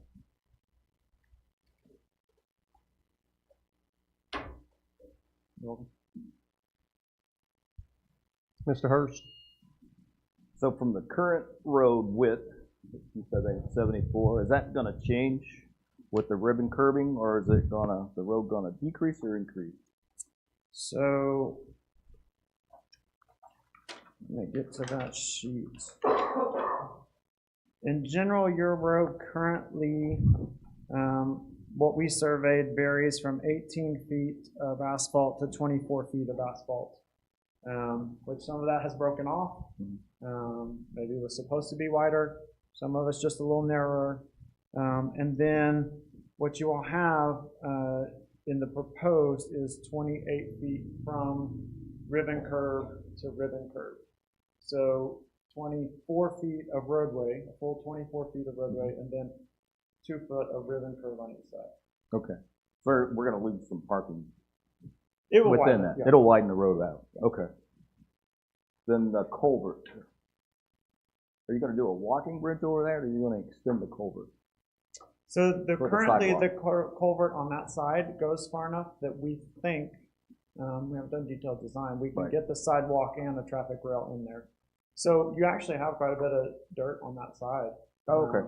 And so we think we can fit it. Now, we gotta go design it and make sure it works. We gotta, Right. Take into account, what we're supporting the sidewalk and the rail with to make sure it works with that culvert. Because I just looked at the culvert, what I think we can do is actually do some, basically attach the traffic rail and, the sidewalk. You don't have a ton of room between the culvert and the top of the roadway. Right. It's not a ton. No, there. And so, we'll have to make sure that that culvert can support, the sidewalk and the rail. So, but lengthwise, there's room to do it. Okay. It's just, can we do it? Right. Yeah. All right. That's all I have. Thank you. Appreciate it. Alderman Dunch? Yeah, so down by the brewery area there, I was envisioning when you said there's parking, is that going to look like Main Street where it's back in parking, or is it kind of directly, because that would help potentially narrow the requirement? So, yes, there is no proposed change to anything outside of the roadway besides the sidewalk. So it wouldn't be reconstructing parking, it wouldn't be doing something, it would leave it as it is. So you would have the road that goes through there, people would still pull off the road into its current configuration, sidewalk would come behind those stone quarries. So the grant for this project is just road reconstruction within the limits. You know, obviously with that we would do drainage, you know, as we have to, but it's not reconstructing anything really outside of the ribbon curve to the ribbon curve. Okay, so there won't be, when this project's done, there's not gonna be any parking that is like concrete, if you will, with slanted, you know, lines that, you know, this is more structured and organized, this is where you're supposed to park. Right. Because that certainly would help some of the parking issues where people are illegally parking now, so can give it more clarity. Okay, and then when you talked about the loss of parking further down towards the shed, there, you know, there's parking that people practically falling into the ditch now that they're pulling over. But on the cross the other side, kind of where Village Spa and all that, would that still stay with just the curb and those parkings would stay? So as Alderman Hurst pointed out, Mayor Hurst pointed out, with a little bit more width of asphalt and a ribbon curb, but yes. Okay. Besides the additional width as proposed currently for the roadway, no, we're not changing anything there, but we would push a little further towards them with the roadway. So my other question is on, I'm struggling with the bridge because the last number I saw, I get it's 2.4, last number I saw was 2.1. We were paying the 462K, which now TechStock has taken. So it looks like the increase from 2.1 to 2.4 is 300K. Even with 479, 500K, it seems like at most we need 800 or 900K, especially given 462 has now been covered, but we're now asking for 1.3. So that's what the engineering fees. Okay. So TechStot is not covering your design fees. That wasn't included in this grant. So that's what the other part that Manny was referencing is for the design and the construction admin and construction observation. So somebody to make sure it's built correctly. But when they did the 2.1, I can't remember, they didn't have a 20% contingency in there? So it was just down to the right number? So when we gave the 2.1, the base, like what you would see in this OPC, if I remember right, was 1.9. I think we had 10% contingency on there. Okay. And so this is with updated unit prices based on 2025, right now in 2025, and a 20% instead of 10% contingency. And crazy ass question. Assuming at the end of this we end up making it under budget, I assume we just pay back the note earlier with the residual. If there is anything left in the count. So I think, make sure I understand what you're asking, if we you went get for the additional money from the grant to come to you directly? Well, we certainly will go ask for that, I would believe. I would certainly hope we would. But then, let's say we ask for the 1.3, and then at the end of the project, we come in under budget, right? The surplus would just pay off early? I'm not sure what pay off early means, but the way that the TechStot grant works is you pay the construction, and they reimburse you. Yep. If you don't pay it, they don't give it to you. Okay. So if your bid comes in lower, you're not going to spend it the year. Right, you don't get, like, I got you. You could potentially ask them to add some scope to your project to spend the money, but they're not going to take that money and say, well, you didn't use it, here it is. You have to spend it on this project. No, I'm saying we're asking our taxpayers to potentially take on 1.3 million. That's okay. What you're asking about. Yes. Okay, sorry. Yeah, if you don't spend it, it's yours. I mean, it's goes back. Okay. Sorry, I didn't understand the question. I don't think I have any other questions. Thank you. Alderman McDonald. Thank you, Mr. Thomas. I do have a question. All right, let's start from the top down a little bit, just to keep it simple. It's in my point of view, when you talk about the culvert, so real quick, I got in there and I measured around a couple days ago, shared some pictures with administration, which I'm sure you saw as well, tried to motivate the conversation. That's a 5-foot culvert. Okay. I see what you see, that kind of part, okay? So when you give an estimate of 250 to 350 for that culvert, that's based on functionally the same size, a lot to put in, that kind of mentality, right? Right, yes. Okay, and that's just a conversational estimate, okay? Yes, Very definitely. conversational. Right, just because, I mean, I've done estimates for other people with that, and, you And know, I'm good with this part of the Yeah. conversation. I Right. just want to touch on that. There's a reason I'm going to build this stack here for Sure. a second. I'm then going to go and talk about ACS. Who chose them to be the professional to do the review and planning conversation that we're having? Did you choose them, or were they just part of a pool, or are they your organization as a whole?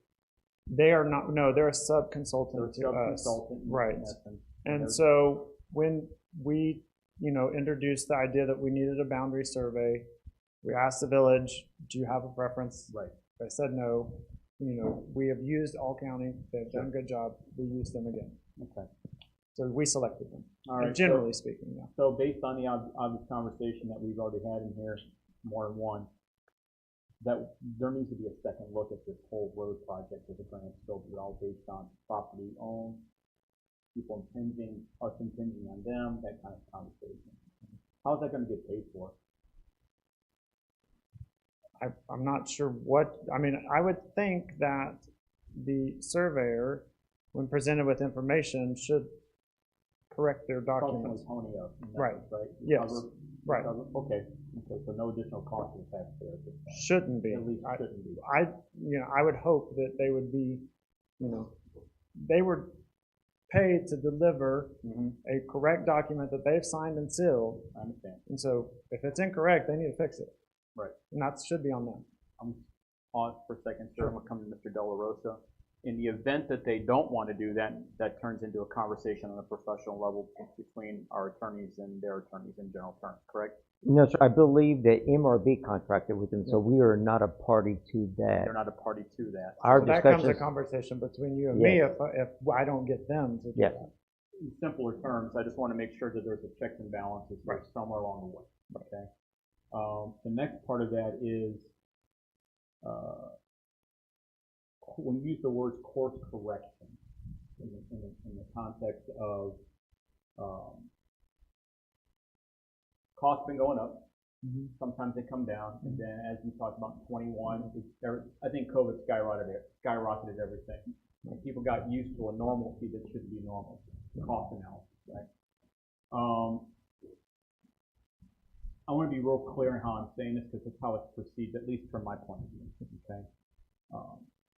I don't want to get into the business of directly guessing cost analysis, probably a good way of saying it, because I don't want to give a false impression of it's going to be great and then get hit in the face with a financial tie. So I don't want to use that language too quickly and too cavalierly in my way. But when we talk about an 18% on average yearly growth over the last couple of years, that's pretty profound. And we're not seeing breaks. We're not seeing the brakes get put on anytime soon. At least I don't feel it. I don't see it in the way this is being presented. And last but not least, because Mayor Pro Tem Hurst already kind of hit on it, so did Alderman Dunch, and pretty much almost everybody down the line. I understand your fees in addition to the actual cost of, I call the brick and mortar stuff, right?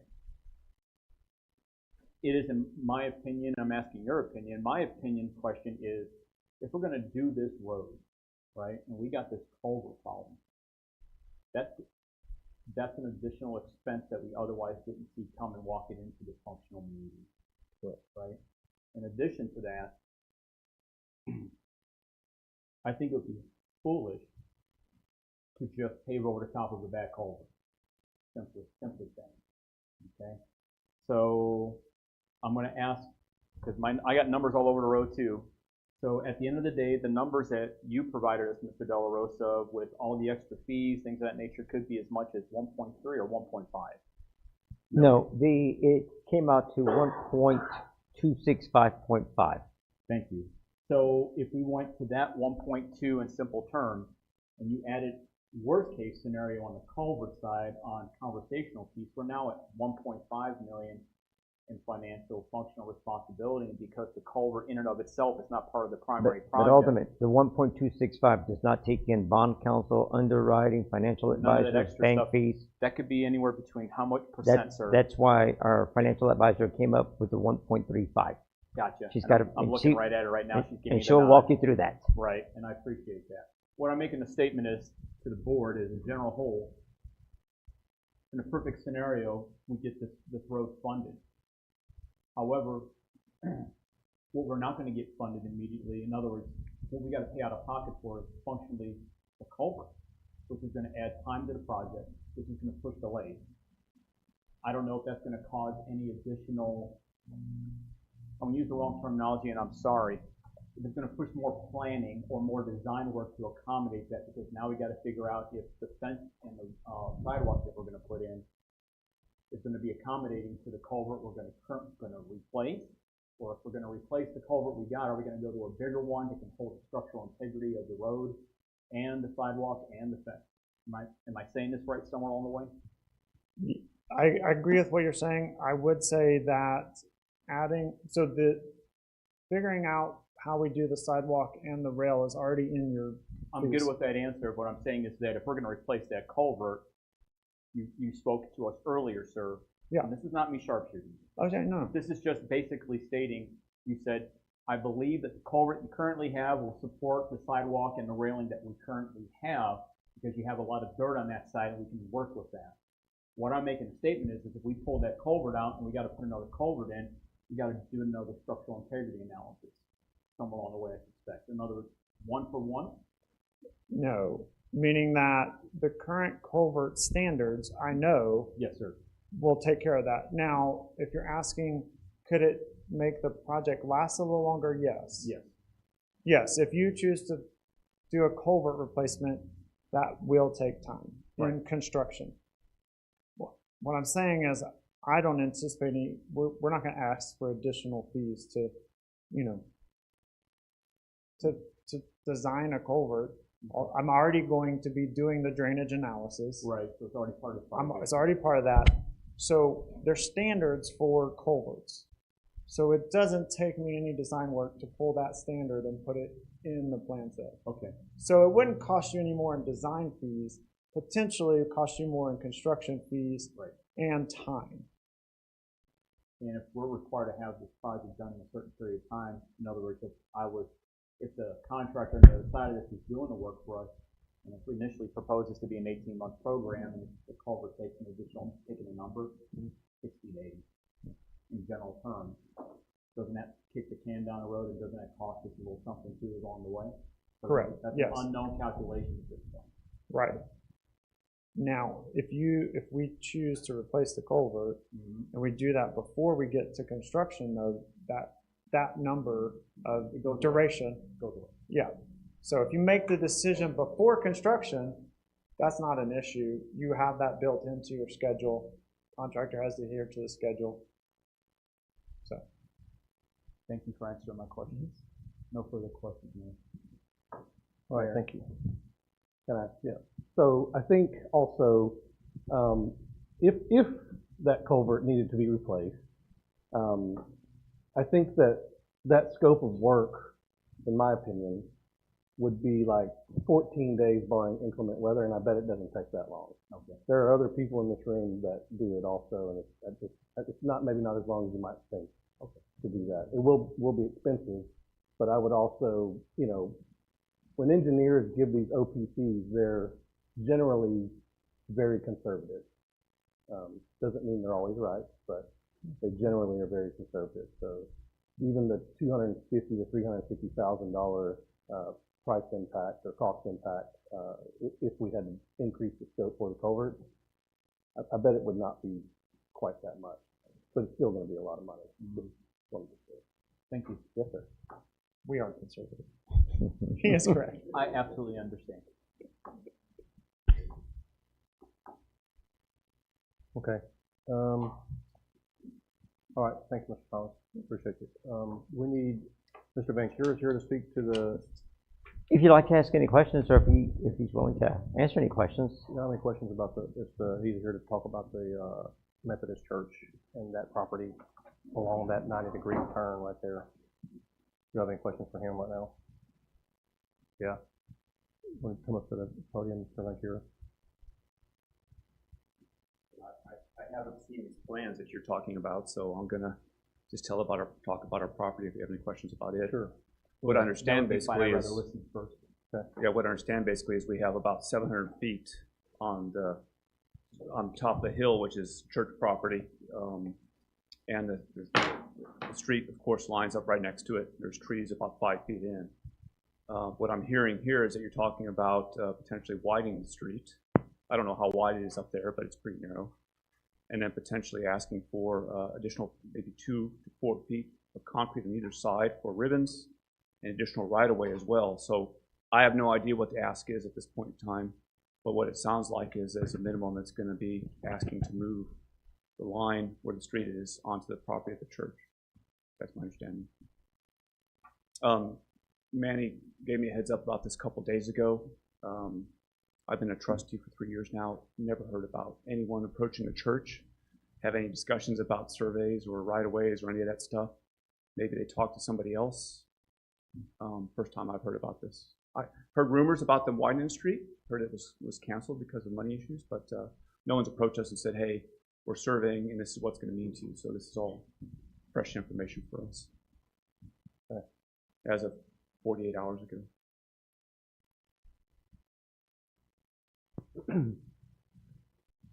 Mr. De La Rosa, do we know yet what the ask would be of the church?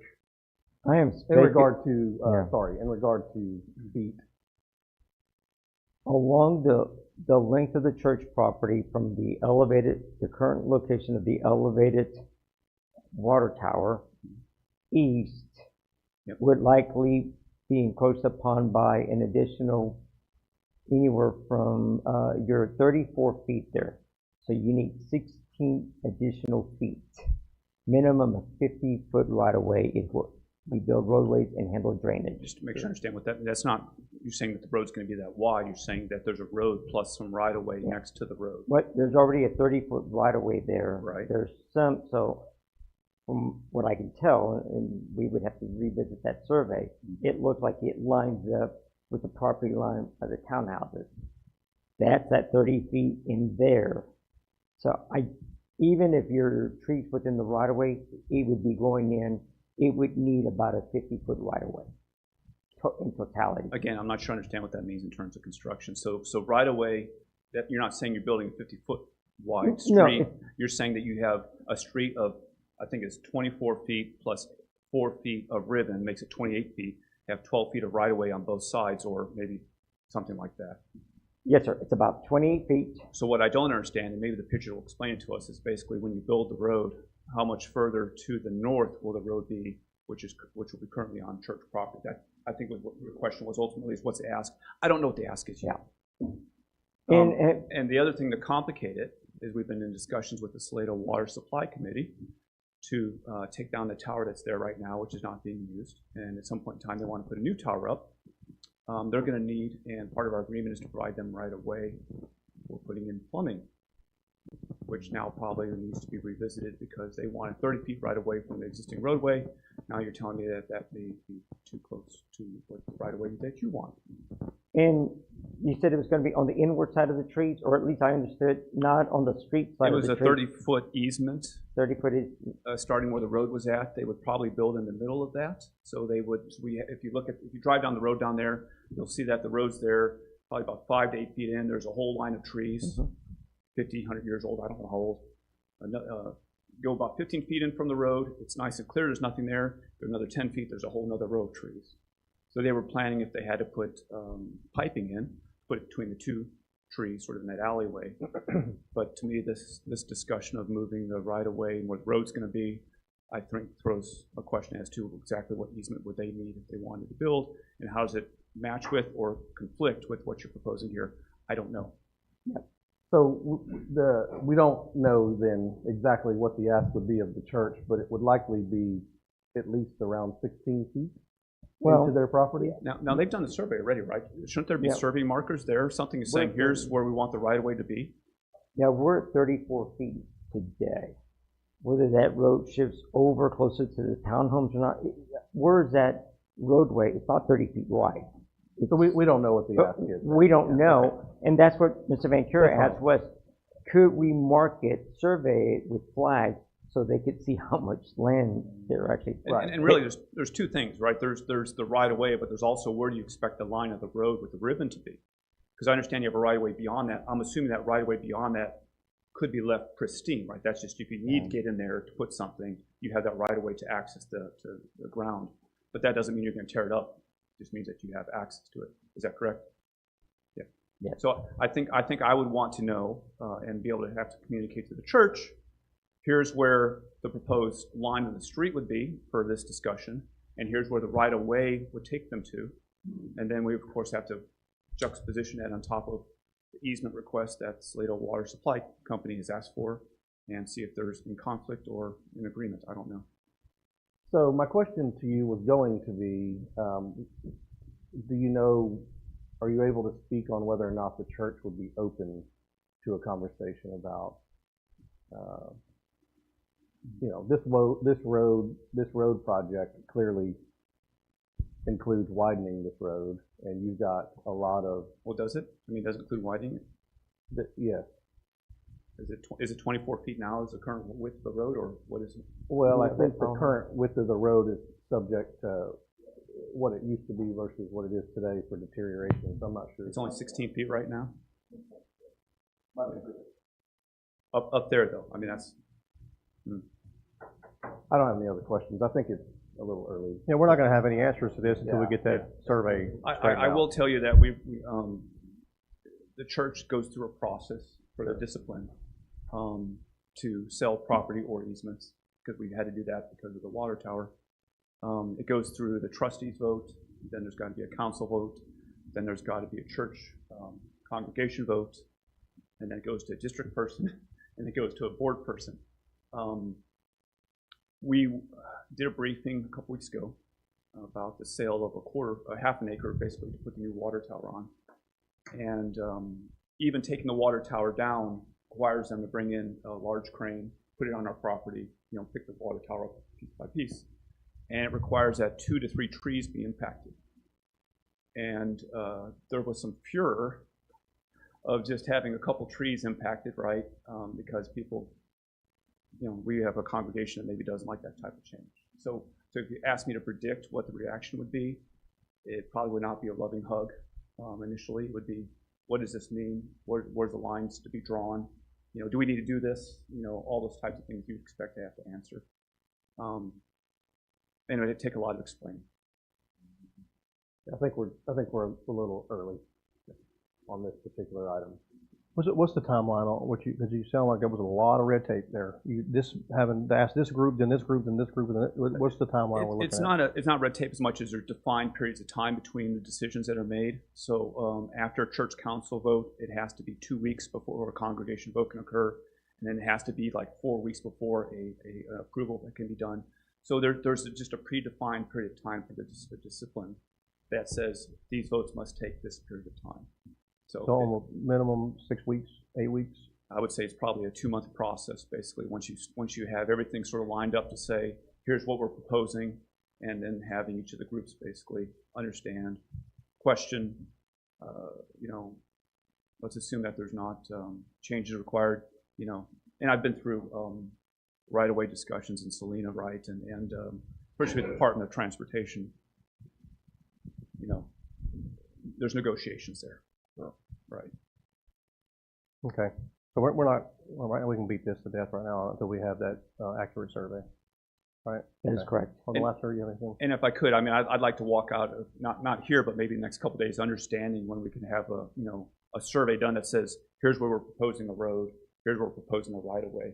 Because there's really nothing for me to share with the rest of the church until that level of information is available.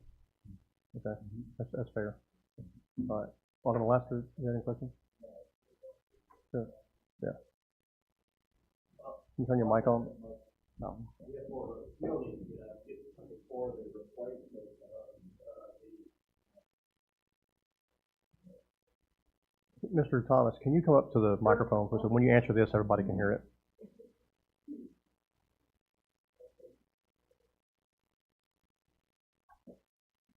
No, just hit it and hit it one time. It's quick. Check it. Well. I'll just speak loud then. Can y'all hear me? Okay. I just was curious, what would be the time frame or the cost for you to have a closer examination of the culvert and see whether that needs to be included in this equation, or are you reasonably satisfied that the existing culvert can suffice for the new project? So from, I don't know if it's on. From a visual inspection, you would in my engineering opinion, you would benefit from replacing the culvert. Okay. The current existing culvert, based on a visual inspection, is functioning, and it appears to be structurally adequate. But it is not good to leave a culvert that has some missing pieces of concrete. Okay. So, I mean, basically, from an engineering standpoint, you wouldn't have to replace it, but it would be good to. And if you ask me my engineering opinion, I would recommend you replace it. But, okay. Also, it's not a requirement. Like I can, I would like to actually get in there and put on some different clothes and kind of get in there a little further to do a little better investigation. But in general, if you have a culvert that is showing separation, like it's good to replace those. But you don't always have the funds to do that. Yeah. I don't think it's 100% required at this time. Not having seen it, but I do respect your opinion. If you're going to spend that kind of money on something, you want to eliminate that doubt for that kind of money, in my opinion. From an engineering perspective, and from a engineering financial perspective, it makes sense to do that culvert while you're doing this project. Thank you. No further questions. Thank you. All right. Thank you, Mr. Thomas. All right, Mr. Rose, you have anything else you want to add? Yes, sir. Okay. Any public comments on this item? Okay, thank you.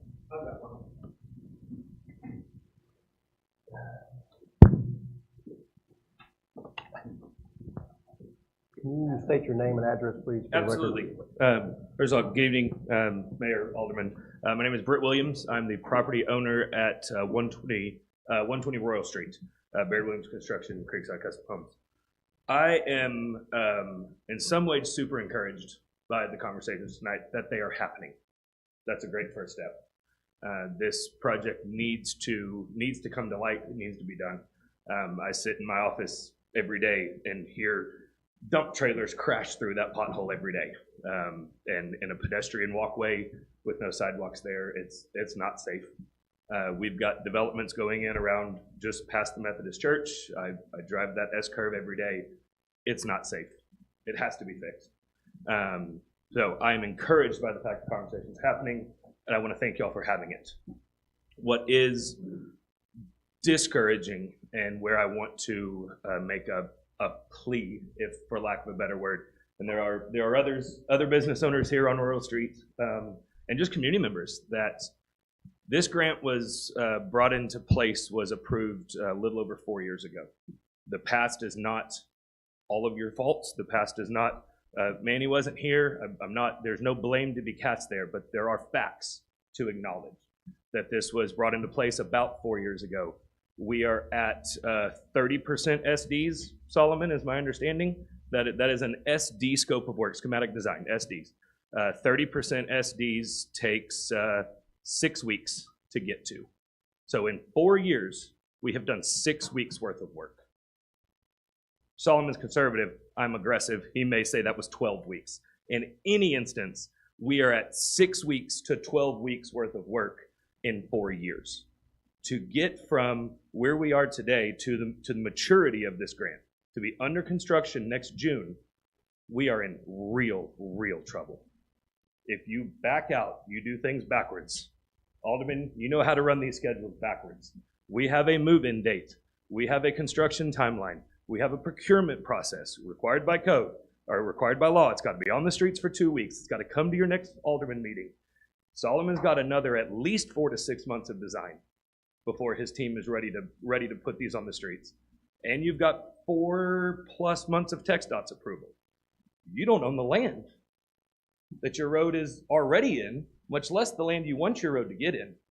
I see absolutely zero pathway to be under construction, and I'm very, very frustrated that we are 4 years into this project and we are 6 weeks into productivity of the project. There has been some conversation of, we don't have to make these decisions today, we don't have answers today, we have to have answers today. We have to have answers very quickly. I do trust the intent and the heart of what is happening here, and I am genuinely thankful for it. But we've got to move. We as business owners need this to happen. Our community needs this to happen, and it has got to move urgently. We've got a $1 million problem. It's a heck of a problem. I agree, and there's not answers to that, and I don't have them. But we've also got $2+ million worth of solutions that are already coming in the door. That the $1 million problem has to be found. The grant money solutions, those are solution dollars. Every single one of them are solution dollars. And so we have to fix the problem. I tell my staff weekly in our staff meetings that when they complain they don't have the tools, they don't have the time, we don't have the budget, we don't have the money, whatever it is to make a project go the way I want it to go, they are not lacking any of those items, they're lacking creativity. That is the only holdback, is creativity. I urge y'all as aldermen, I urge Manny, I urge creativity. There's a lot of smart people in this room, there's a lot of smart people in this community, there's a lot of business owners that are willing to participate. I urge creativity. There are roadblocks, there are problems, there are difficult things that it's gonna require to get this across the finish line. But creativity will solve all of them, and I just don't feel like there's enough conversation right now to feel like that creativity is taking place. I do thank you. I thank you for the time and for the effort. Mr. Sandor? I appreciate that, I think. But I will argue all day long that the last 2 months, there's been more work done on this project than there has in 4 years. Agreed. Totally agree. And 100%.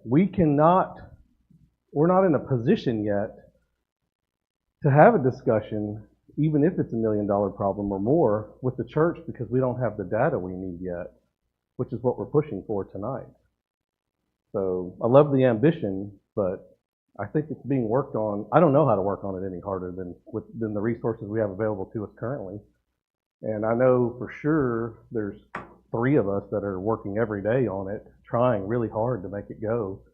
And I certainly understand the need for this, but what I'm learning tonight is we don't hold the ace. The church does. I think everything other than that, I would jump behind you 110%. But I think tonight we're learning that we really don't hold the ace. So we do have some work to do, and I'm still optimistic. I appreciate that. Okay. Anybody else?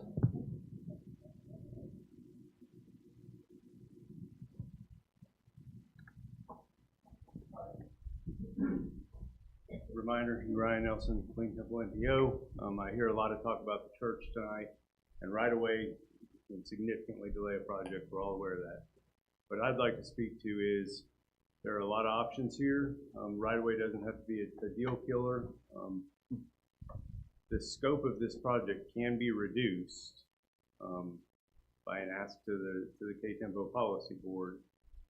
Even with keeping the budget the same, that may be one way to solve some of the overages.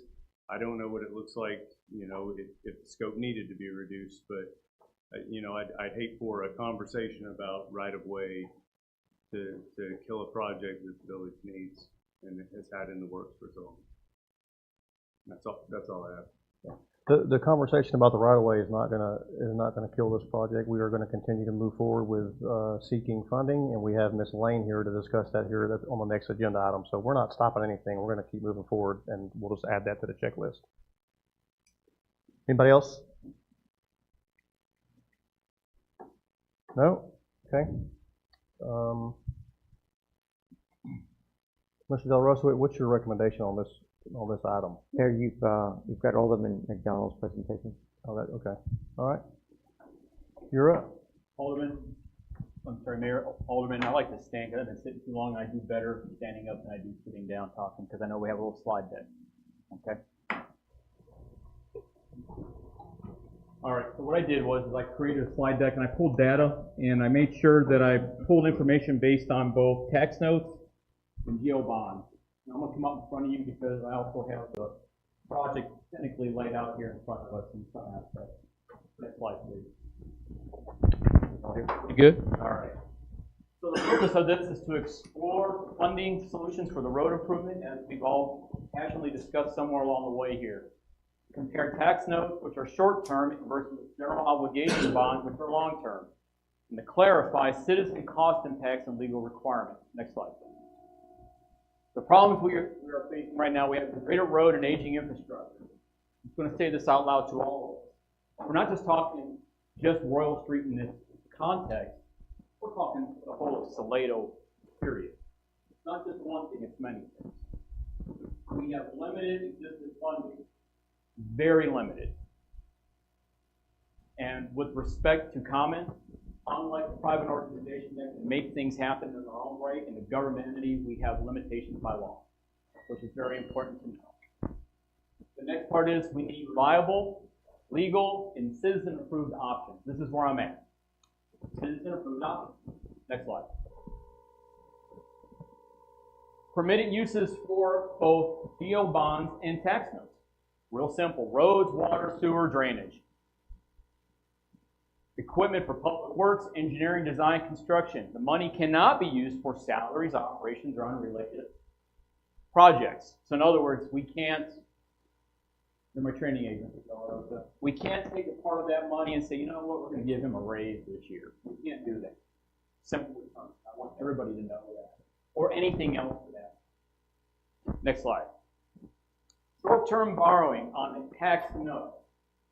It's up to 7 years. Unless otherwise, typically go after 7 years. There's no voter approval. And this is something that really stuck with me. What stuck with me on this is that we just had a massive referendum on our budget this year based on the voter.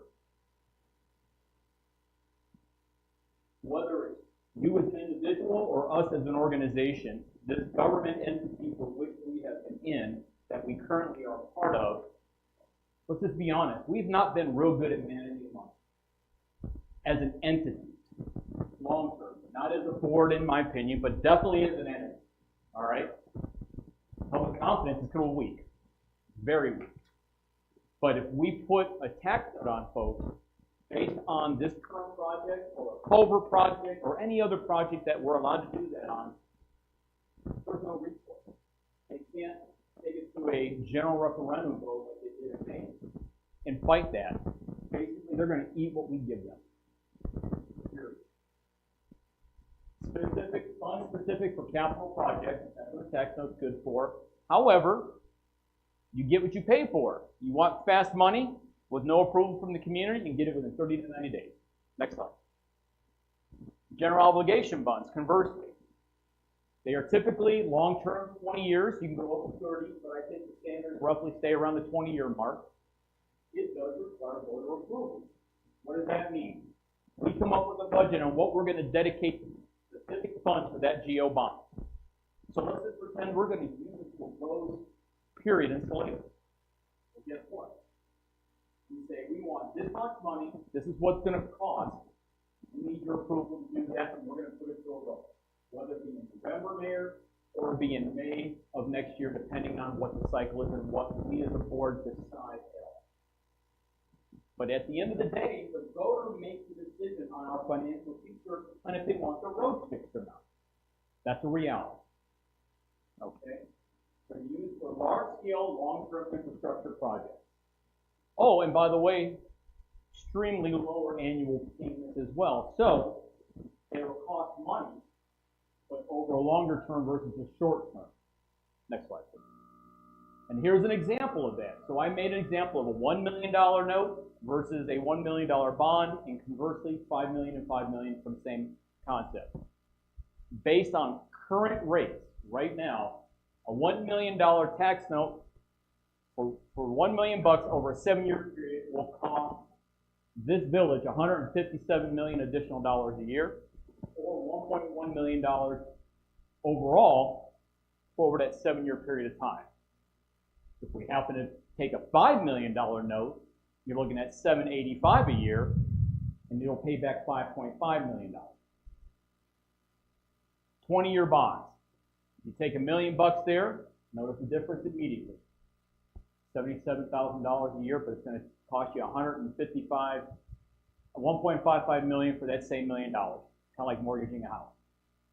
Same thing for the $5 million. 20 years, it costs you $385, but it's going to cost you $7.75 on the back end.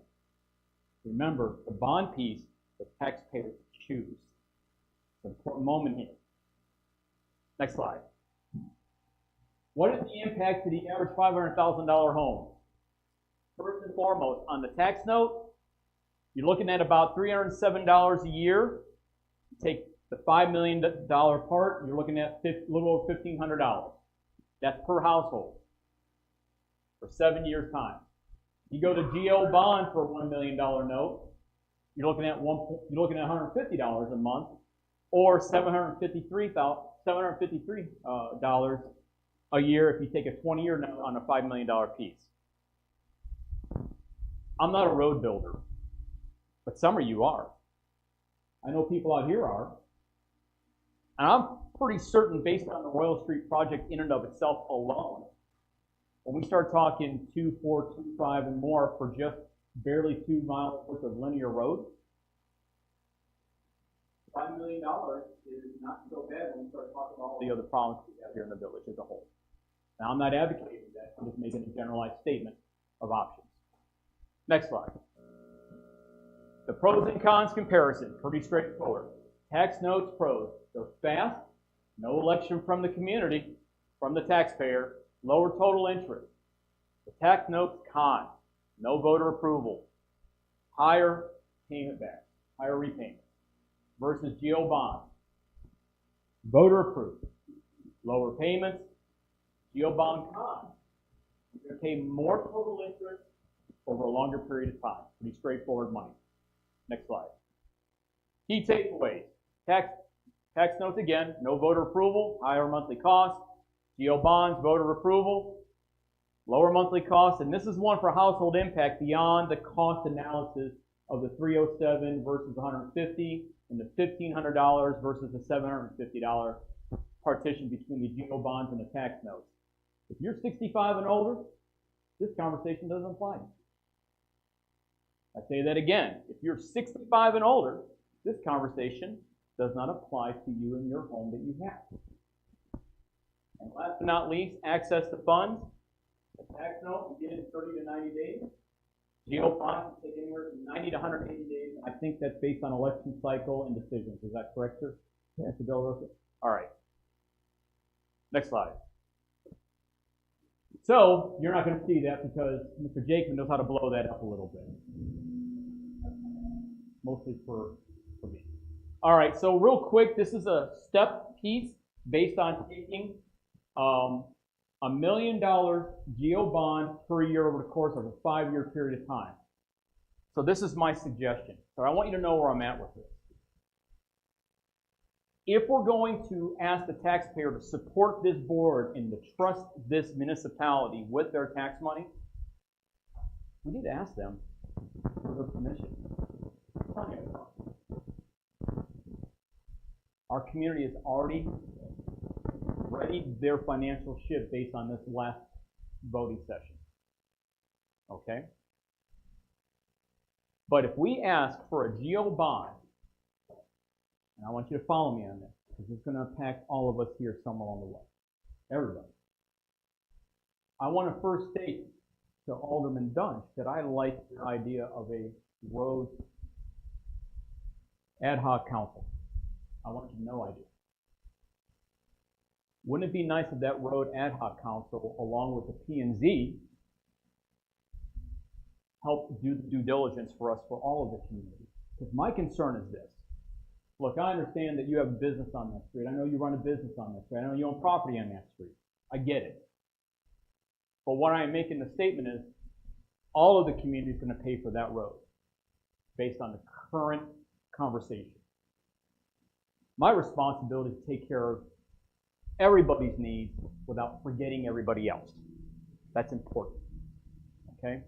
So what I'm asking you to think about when we go through this decision process is, I don't want to put the cart before the horse. More importantly, I don't want to do something good and miss something great. That's where I'm at. I think the greater opportunity for us as a board and as a municipality administration is to consider the whole of the community, to put this together properly. And just because you got this, we all have this dangling carrot that's been in our face for 4 years apparently, right? But we're at the 2-minute of the game and we got to make decisions. You want to make that harsh decision and make that decision about the taxpayer having input on how you're spending the money. That's where I'm at with this conversation. Next slide. And last but not least, this is what your cost would be for 7-year notes for the tax notes, whether it be $1 million or $5 million. If you can blow up that, there you go. So the payment that would cost this village per year, or as I like to say, our taxpayers, is $165,687 for a $1 million tax note over a 7-year period of time. By the way, the interest rate on that, 3.85, that's the current rate. By the way, for the PO bond note, 4.3, that's the current rate. So that's where I base my numbers on. Can you go down to the $5 million, sir? Now, if they took the $5 million on a tax note, you're looking at $828,000 in payment a year to pay that $5 million. Look, we all own homes, we all finance things, we do things like that, all right? I like to look at things in common core conversation. What's more affordable and better served long term? A GO bond note? I'm sorry, a GO bond that gives us a longer period of time and we have time to assess and make decisions and triage these roads as we've been talking about on my election cycle and some of y'all's election cycle. Or do we actually take the right step forward and make it happen sooner than later with this step forward? That's where I'm at. And community. So, next slide. So, pending your questions to me or questions from the community, I want to share this knowledge with you based on the numbers that were provided as of late. So, thank you for your time. Thank you. Alderman Sandor, you have any questions? No questions. Alderman Lassiter? Mayor Pro Tem Hurst? No questions. Alderman Dunch? Yeah, so first of all, Michael, thank you for putting that together. I think it really helped drive it. I absolutely am supporting, thank you for saying that you support it as well, of getting a road committee together. I get the more holistic view of this. There are plenty of roads that are in really bad condition. Many of our constituents, when I was running, that was one of the biggest complaints. I get the tax thing didn't go through, but this is different. This would be taxes that these constituents would know it's only going, if we do the bond, for roads. The other thing that we talked with our attorney on was it would be foolish of us to let go of $2.5 million and turn around and put it on the taxpayers. We need creative solutions. Having the people in the room, this community is full of amazing talent that has come in here from Mr. Nelson, who is supporting us to make this happen. For us to give up 2.5 and then turn around and create a bond and throw it back in there is crazy, in my opinion. I do think that we absolutely need this. I would love to make sure we could go straight to the bond. We don't have the time. This is a bridge loan. I want a committee for roads that gets a longer term bond, and then we pay this off and then we peanut butter spread it across, and we start fixing other roads. So that is why I want the workshop and why I want the focus, because there is a lot of creative energy in this community. So I think but thank you for, I think that really helped clarify the returns, and I certainly wouldn't suggest keeping the tax note long term. All right, anybody else? Any public comments on that part of it? Oh, okay, Mr. El Rosso, do you have anything else to add? No, sir. Just, I do want to be authorized to do get the surveyor out there and mark the church property. Yes. Okay, what's your, we really can't do anything until we get the survey, or do we need to wait and hear Ms. Lane's presentation on this? Yeah, let's hear her presentation first. Okay. My suggestion. So if the board will allow it, we're not going to take any action at this time on B. We really need to hear what Ms. Lane has to say. There's a lot of information that was put out today, but there's a lot of variables in that conversation. So, all right. Item C, discussion of possible action on directing the village's financial advisor to take steps for the potential issuance of village anticipation notes. Hello, Ms. Lane. Hello. Welcome. Welcome back. Thank you. Alderman, my name is Chris Lane. I'm your financial advisor, which the SEC is soon to change to municipal advisor because we have special licenses in addition to financial advisory work. What we were talking about, when you are ready, tax notes, and great job, by the way. I'm assuming you used a mortgage calculator. The bonds are issued a little differently. Interest is a little different. Just to give you an idea, the 7-year tax note, and we're talking about doing a private placement which we have done in the past, and we've saved a lot of issuance costs doing that. It's a privately placed with a bank, and there are a handful of banks that still are doing this. The 7-year tax note interest rate is actually higher when you do that. Is a private placement, but you're saving a lot of additional costs by doing it. The rate is in the 4s right now. I just did a 20-year deal for another entity that we just sold a couple weeks ago, and it was a 488. So, and that was a insured open market bond sale. The 7-year tax note is limited to 7 years, just as Mr. McDonald said. You can't exceed that 7-year period. What we were looking at was about $1,350,000 in the payment, and I estimated, again, like the engineer, conservative on the high side, about $250,000 a year to do that. We need 2 weeks for the banks to get the documents to them and get their bids in, and the bid would be due on the day that you had your meeting, and we would get the bids to. The bids would be due at noon to me and Manny, and then we would have documents ready for the evening for approval of that bid. And you can accept or deny.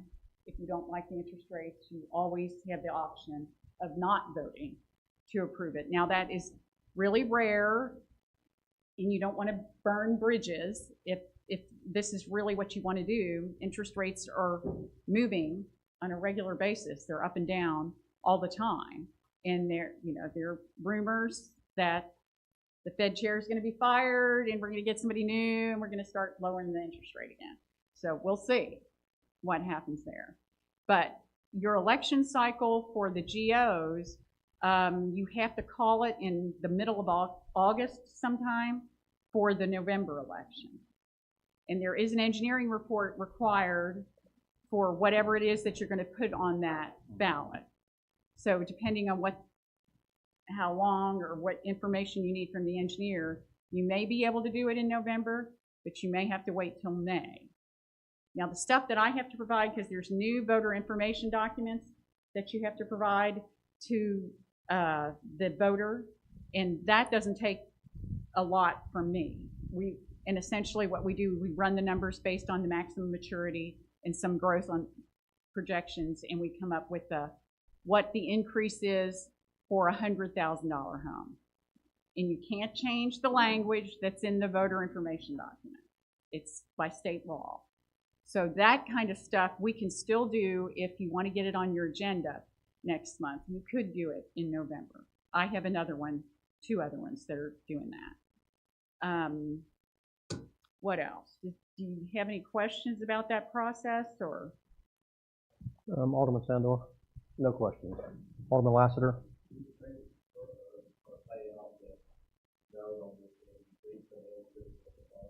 Yes. For instance, with the other 2 bond issues that we had, and your current one, the current bidder that bid on that bond put an anytime call on it. So, but you're never calling those. Those are less than 2%. We waited and hit the market exactly right to get that. So you're never calling that. But I do have a couple of banks, one in particular, your current lender, that will always bid it with an anytime call. Otherwise, if you do a 7-year tax note, generally it's about a 3-year call. So they want some call protection so that they know they have the money for at least a period of time. No questions. I already answered it. So. Alderman McDonald? Thank you, ma'am. You're welcome. Any public comments on this?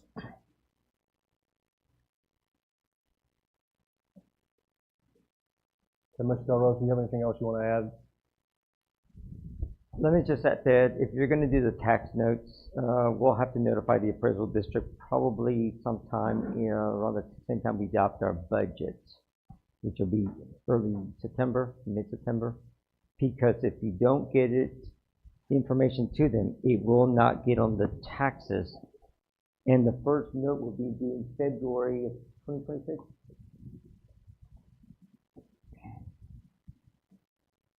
What we could do is you could look at we could do interest only next year. But you're still going to have to come up with that interest payment. Whatever that is, and I don't have it pulled up. But that's if we don't make the deadline. If you don't make the deadline. If you approve it and you get the bids due in August sometime, you can include it in this tax rate. But if you don't do it then we're looking at the next tax cycle, and you'd have to come up with the interest payment next year, and we'd push the principal out. And your principal is now carried out over 6 years, not 7. Right. So there's not a lot of time to wait, is one thing. Based on that, worst case scenario is what I'm hearing at this point, for at least for that portion of it. That means the next 6 years, whether, in other words, the conversation was, you said it's going to be like $210,000. And if we had to pay the interest only, then the other 6 years, those other 6 years would be in excess of $210,000 based on principal and the added interest that comes with that interest. Yes. Correct. Got it. A lot of money.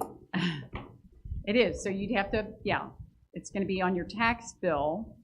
But you're also right. You have an over 65 freeze, which that's part of the issue that you have here, because you lose a lot of value to over 65 freeze.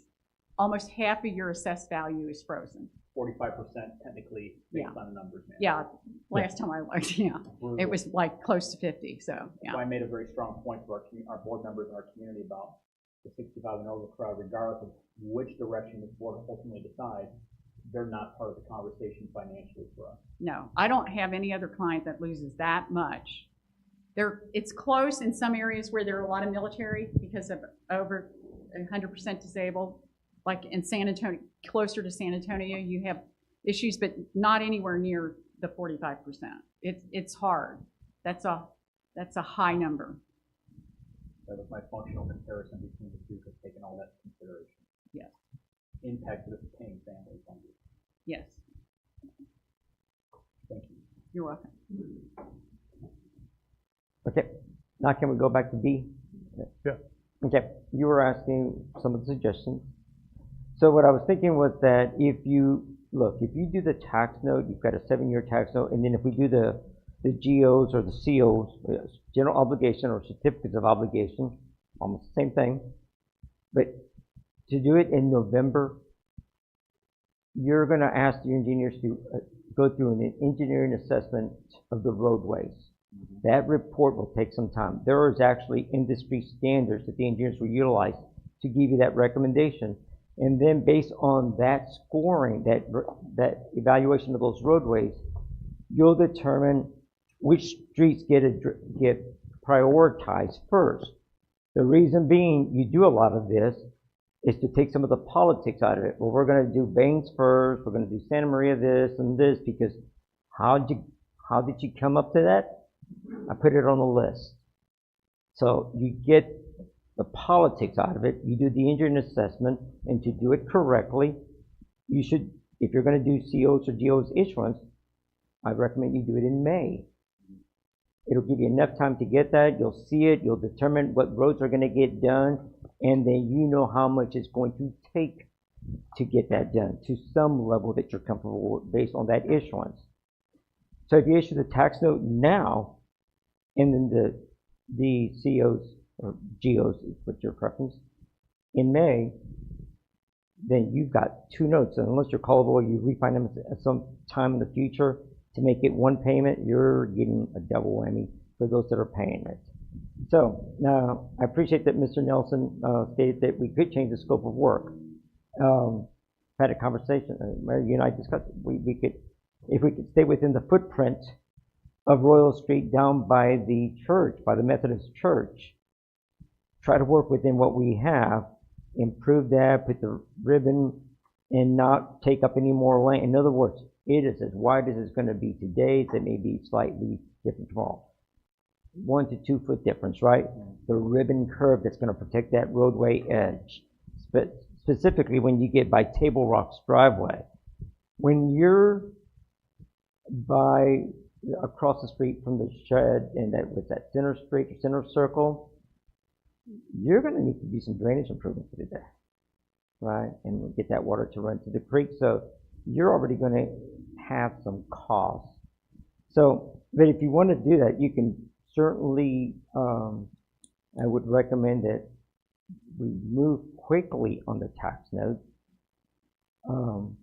Try to negotiate acquisition of right-of-way. You can add some funds, or we just decide we're going to stay within the pavement footprint plus a 2 foot on either side to put the ribbon curve, right? Ribbon curves won't have the depth that could potentially damage the root system of the trees. You take out the road, and that canopy is within that. Those tree roots are going to be fairly close. You cut too many tree roots, you're going to damage the trees, right? One of my employers, when I was in the woodlands, we had urban foresters on staff. We took trees seriously. You guys really don't do that really around here. So, but you want to protect them, this is what we do.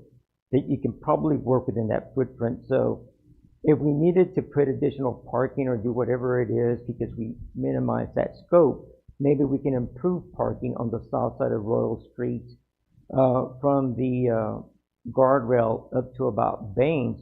Remember, 30% design to Center Circle. There is no design between Center Circle and Baines yet.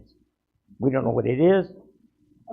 There is, there should be enough right-of-way if you use the town plan, which is statutorily protected.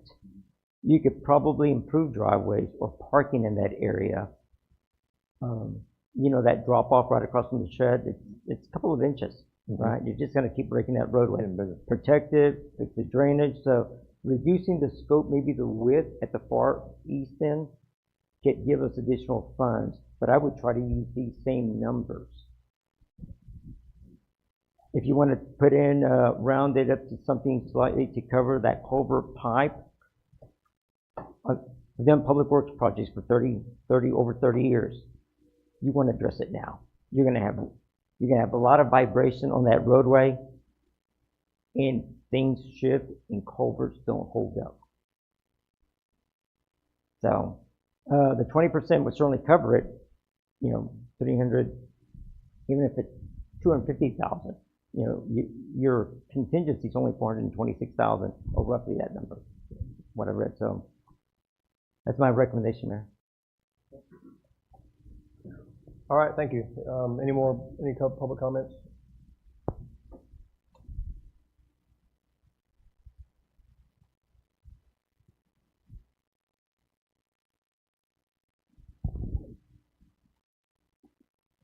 Paul, excuse me, Paul Cox, 2716 Winter Circle Drive.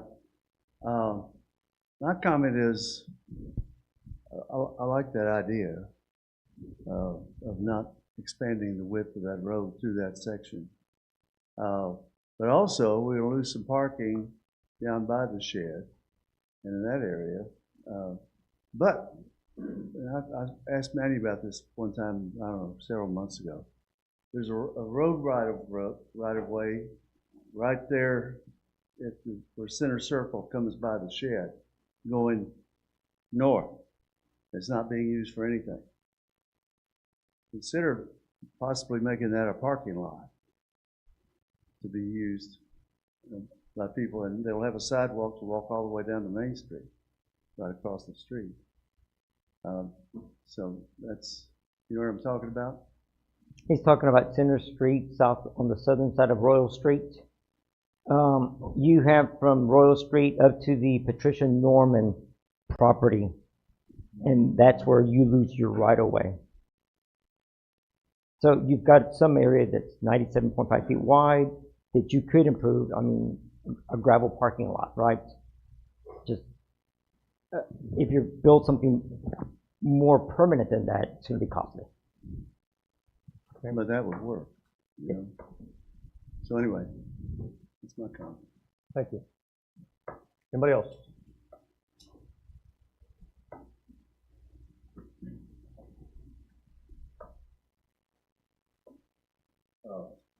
Bobby Whitson, County Commissioner, live out west of town here.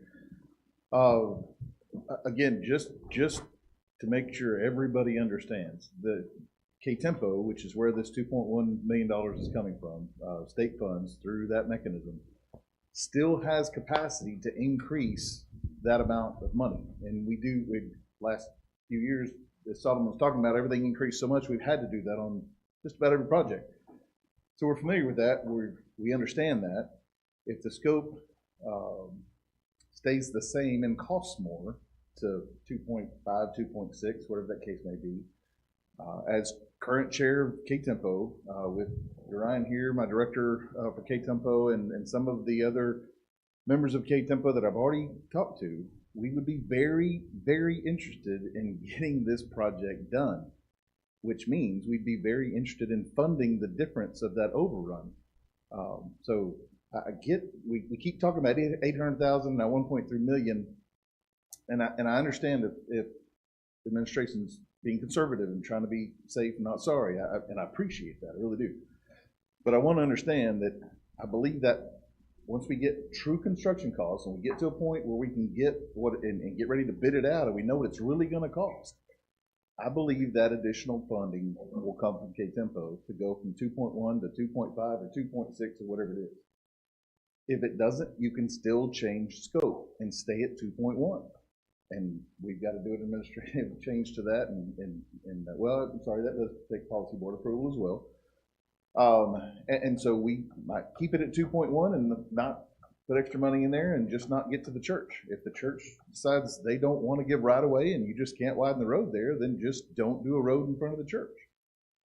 However, I believe, and that road used to be a county road until Drake's Landing took what they took over there and the sewer went in and all that, and that came into the city. So prior to that happening, I've talked to very precursory, it didn't get through the trustees and didn't go through all those processes, but I talked to the leadership of the church at that point in time, and they were very interested in getting a road built in front of their church because currently that curve is so sharp that trucks going over it are rutting it up and tearing it up, and your road is deteriorating, and that road's not going to last much longer. So whatever you do, whether it be the road in front of the shed that's deteriorating because of cars pulling off of it and parking there, whether it be the road in front of Provecho or the road in front of Barrow, that while they leveled up their base pretty well, go out there and look at the edge of that road, it is eroding. That road is going away.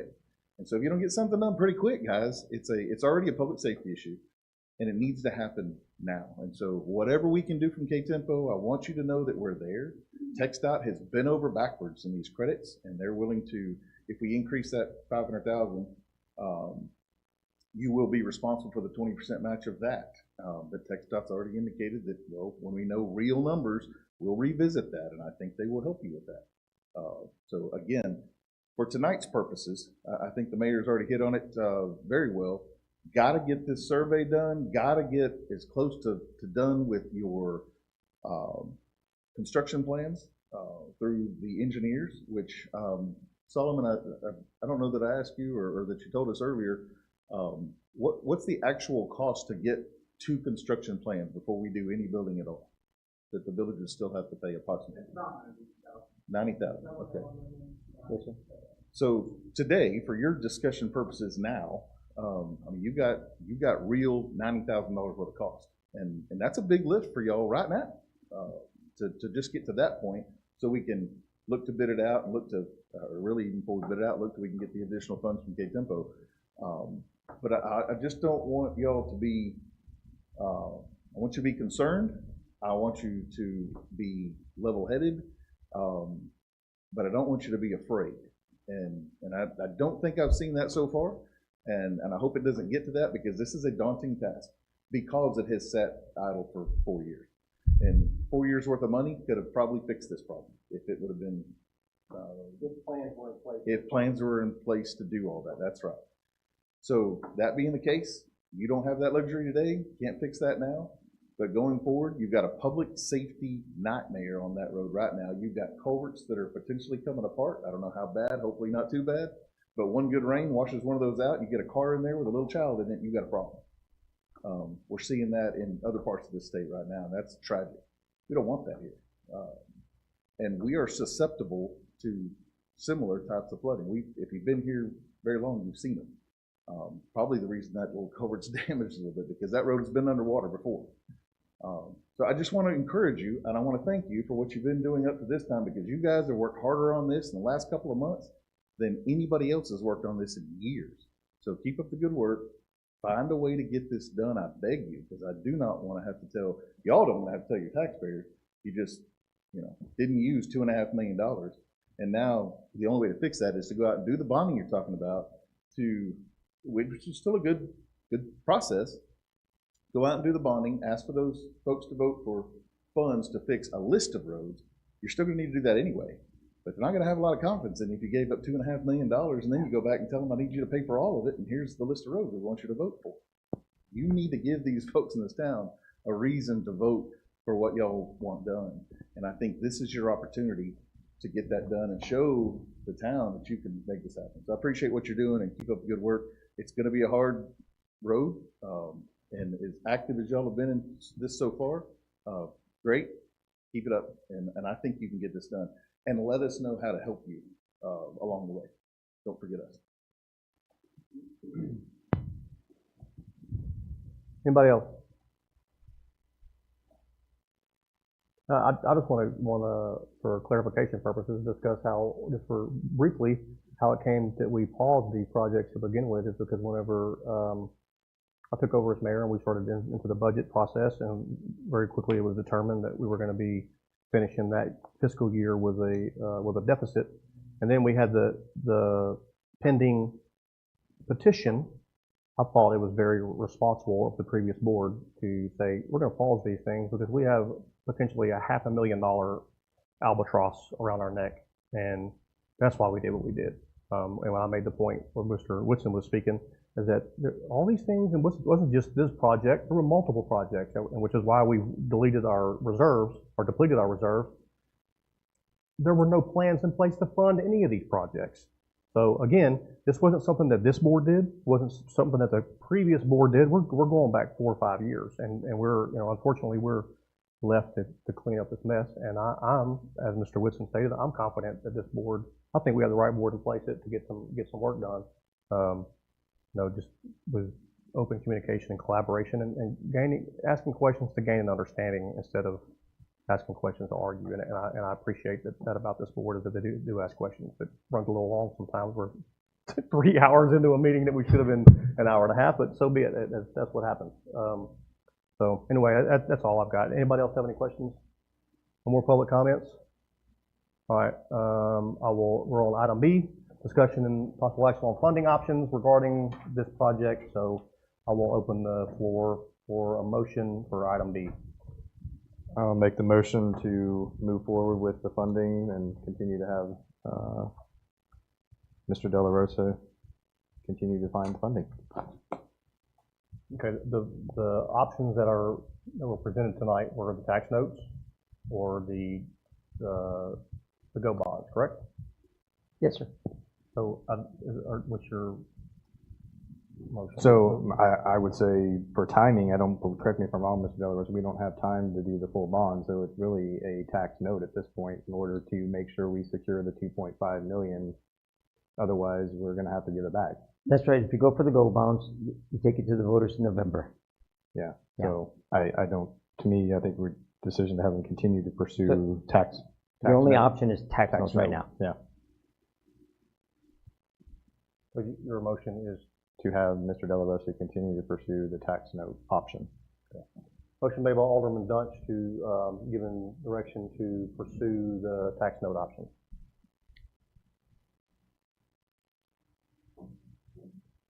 Is there a second? Seconded by Alderman Laster. Any further discussion? Question. Question called by Mayor Pro Tem Hurst. All in favor of proceeding forward with direction to seek the tax note options, specify by saying yes? Yes. Yes. Any opposed, say no. No. Any abstentions? That carries 4-1. Mr. Del Rosa? Okay. Item C, discussion and possible action on directing the village's financial advisor to take steps for the potential issuance of village anticipation notes. I think we just did that too, didn't we? At what dollar amount now? At what dollar amount? Okay. Possible action on directing Ms. Lane to take the steps for the potential issuance of village anticipation notes. Tax notes, okay. Issuance of village tax notes. At what dollar amount? So we've already been through the question phase of this and public comments on this item, so it's going to... The 1.35, is it? You see, you're proposing the That's my recommendation, 1.35. Yeah. You don't use it, we pay it back. Yeah. Okay, I will open this up for a motion. A motion to move forward with the tax note of 1.35 as recommended by Mr. De La Rosa. Motion made by Alderman Dunch to proceed for the issuance of $1.35 million in tax notes.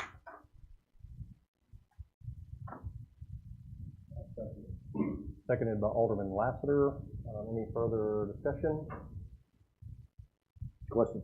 Question called by Mayor Pro Tem Hurst. All in favor of directing the financial advisor to take the steps for the issuance of $1.35 million in tax notes specified by saying yes? Yes. Yes. Yes.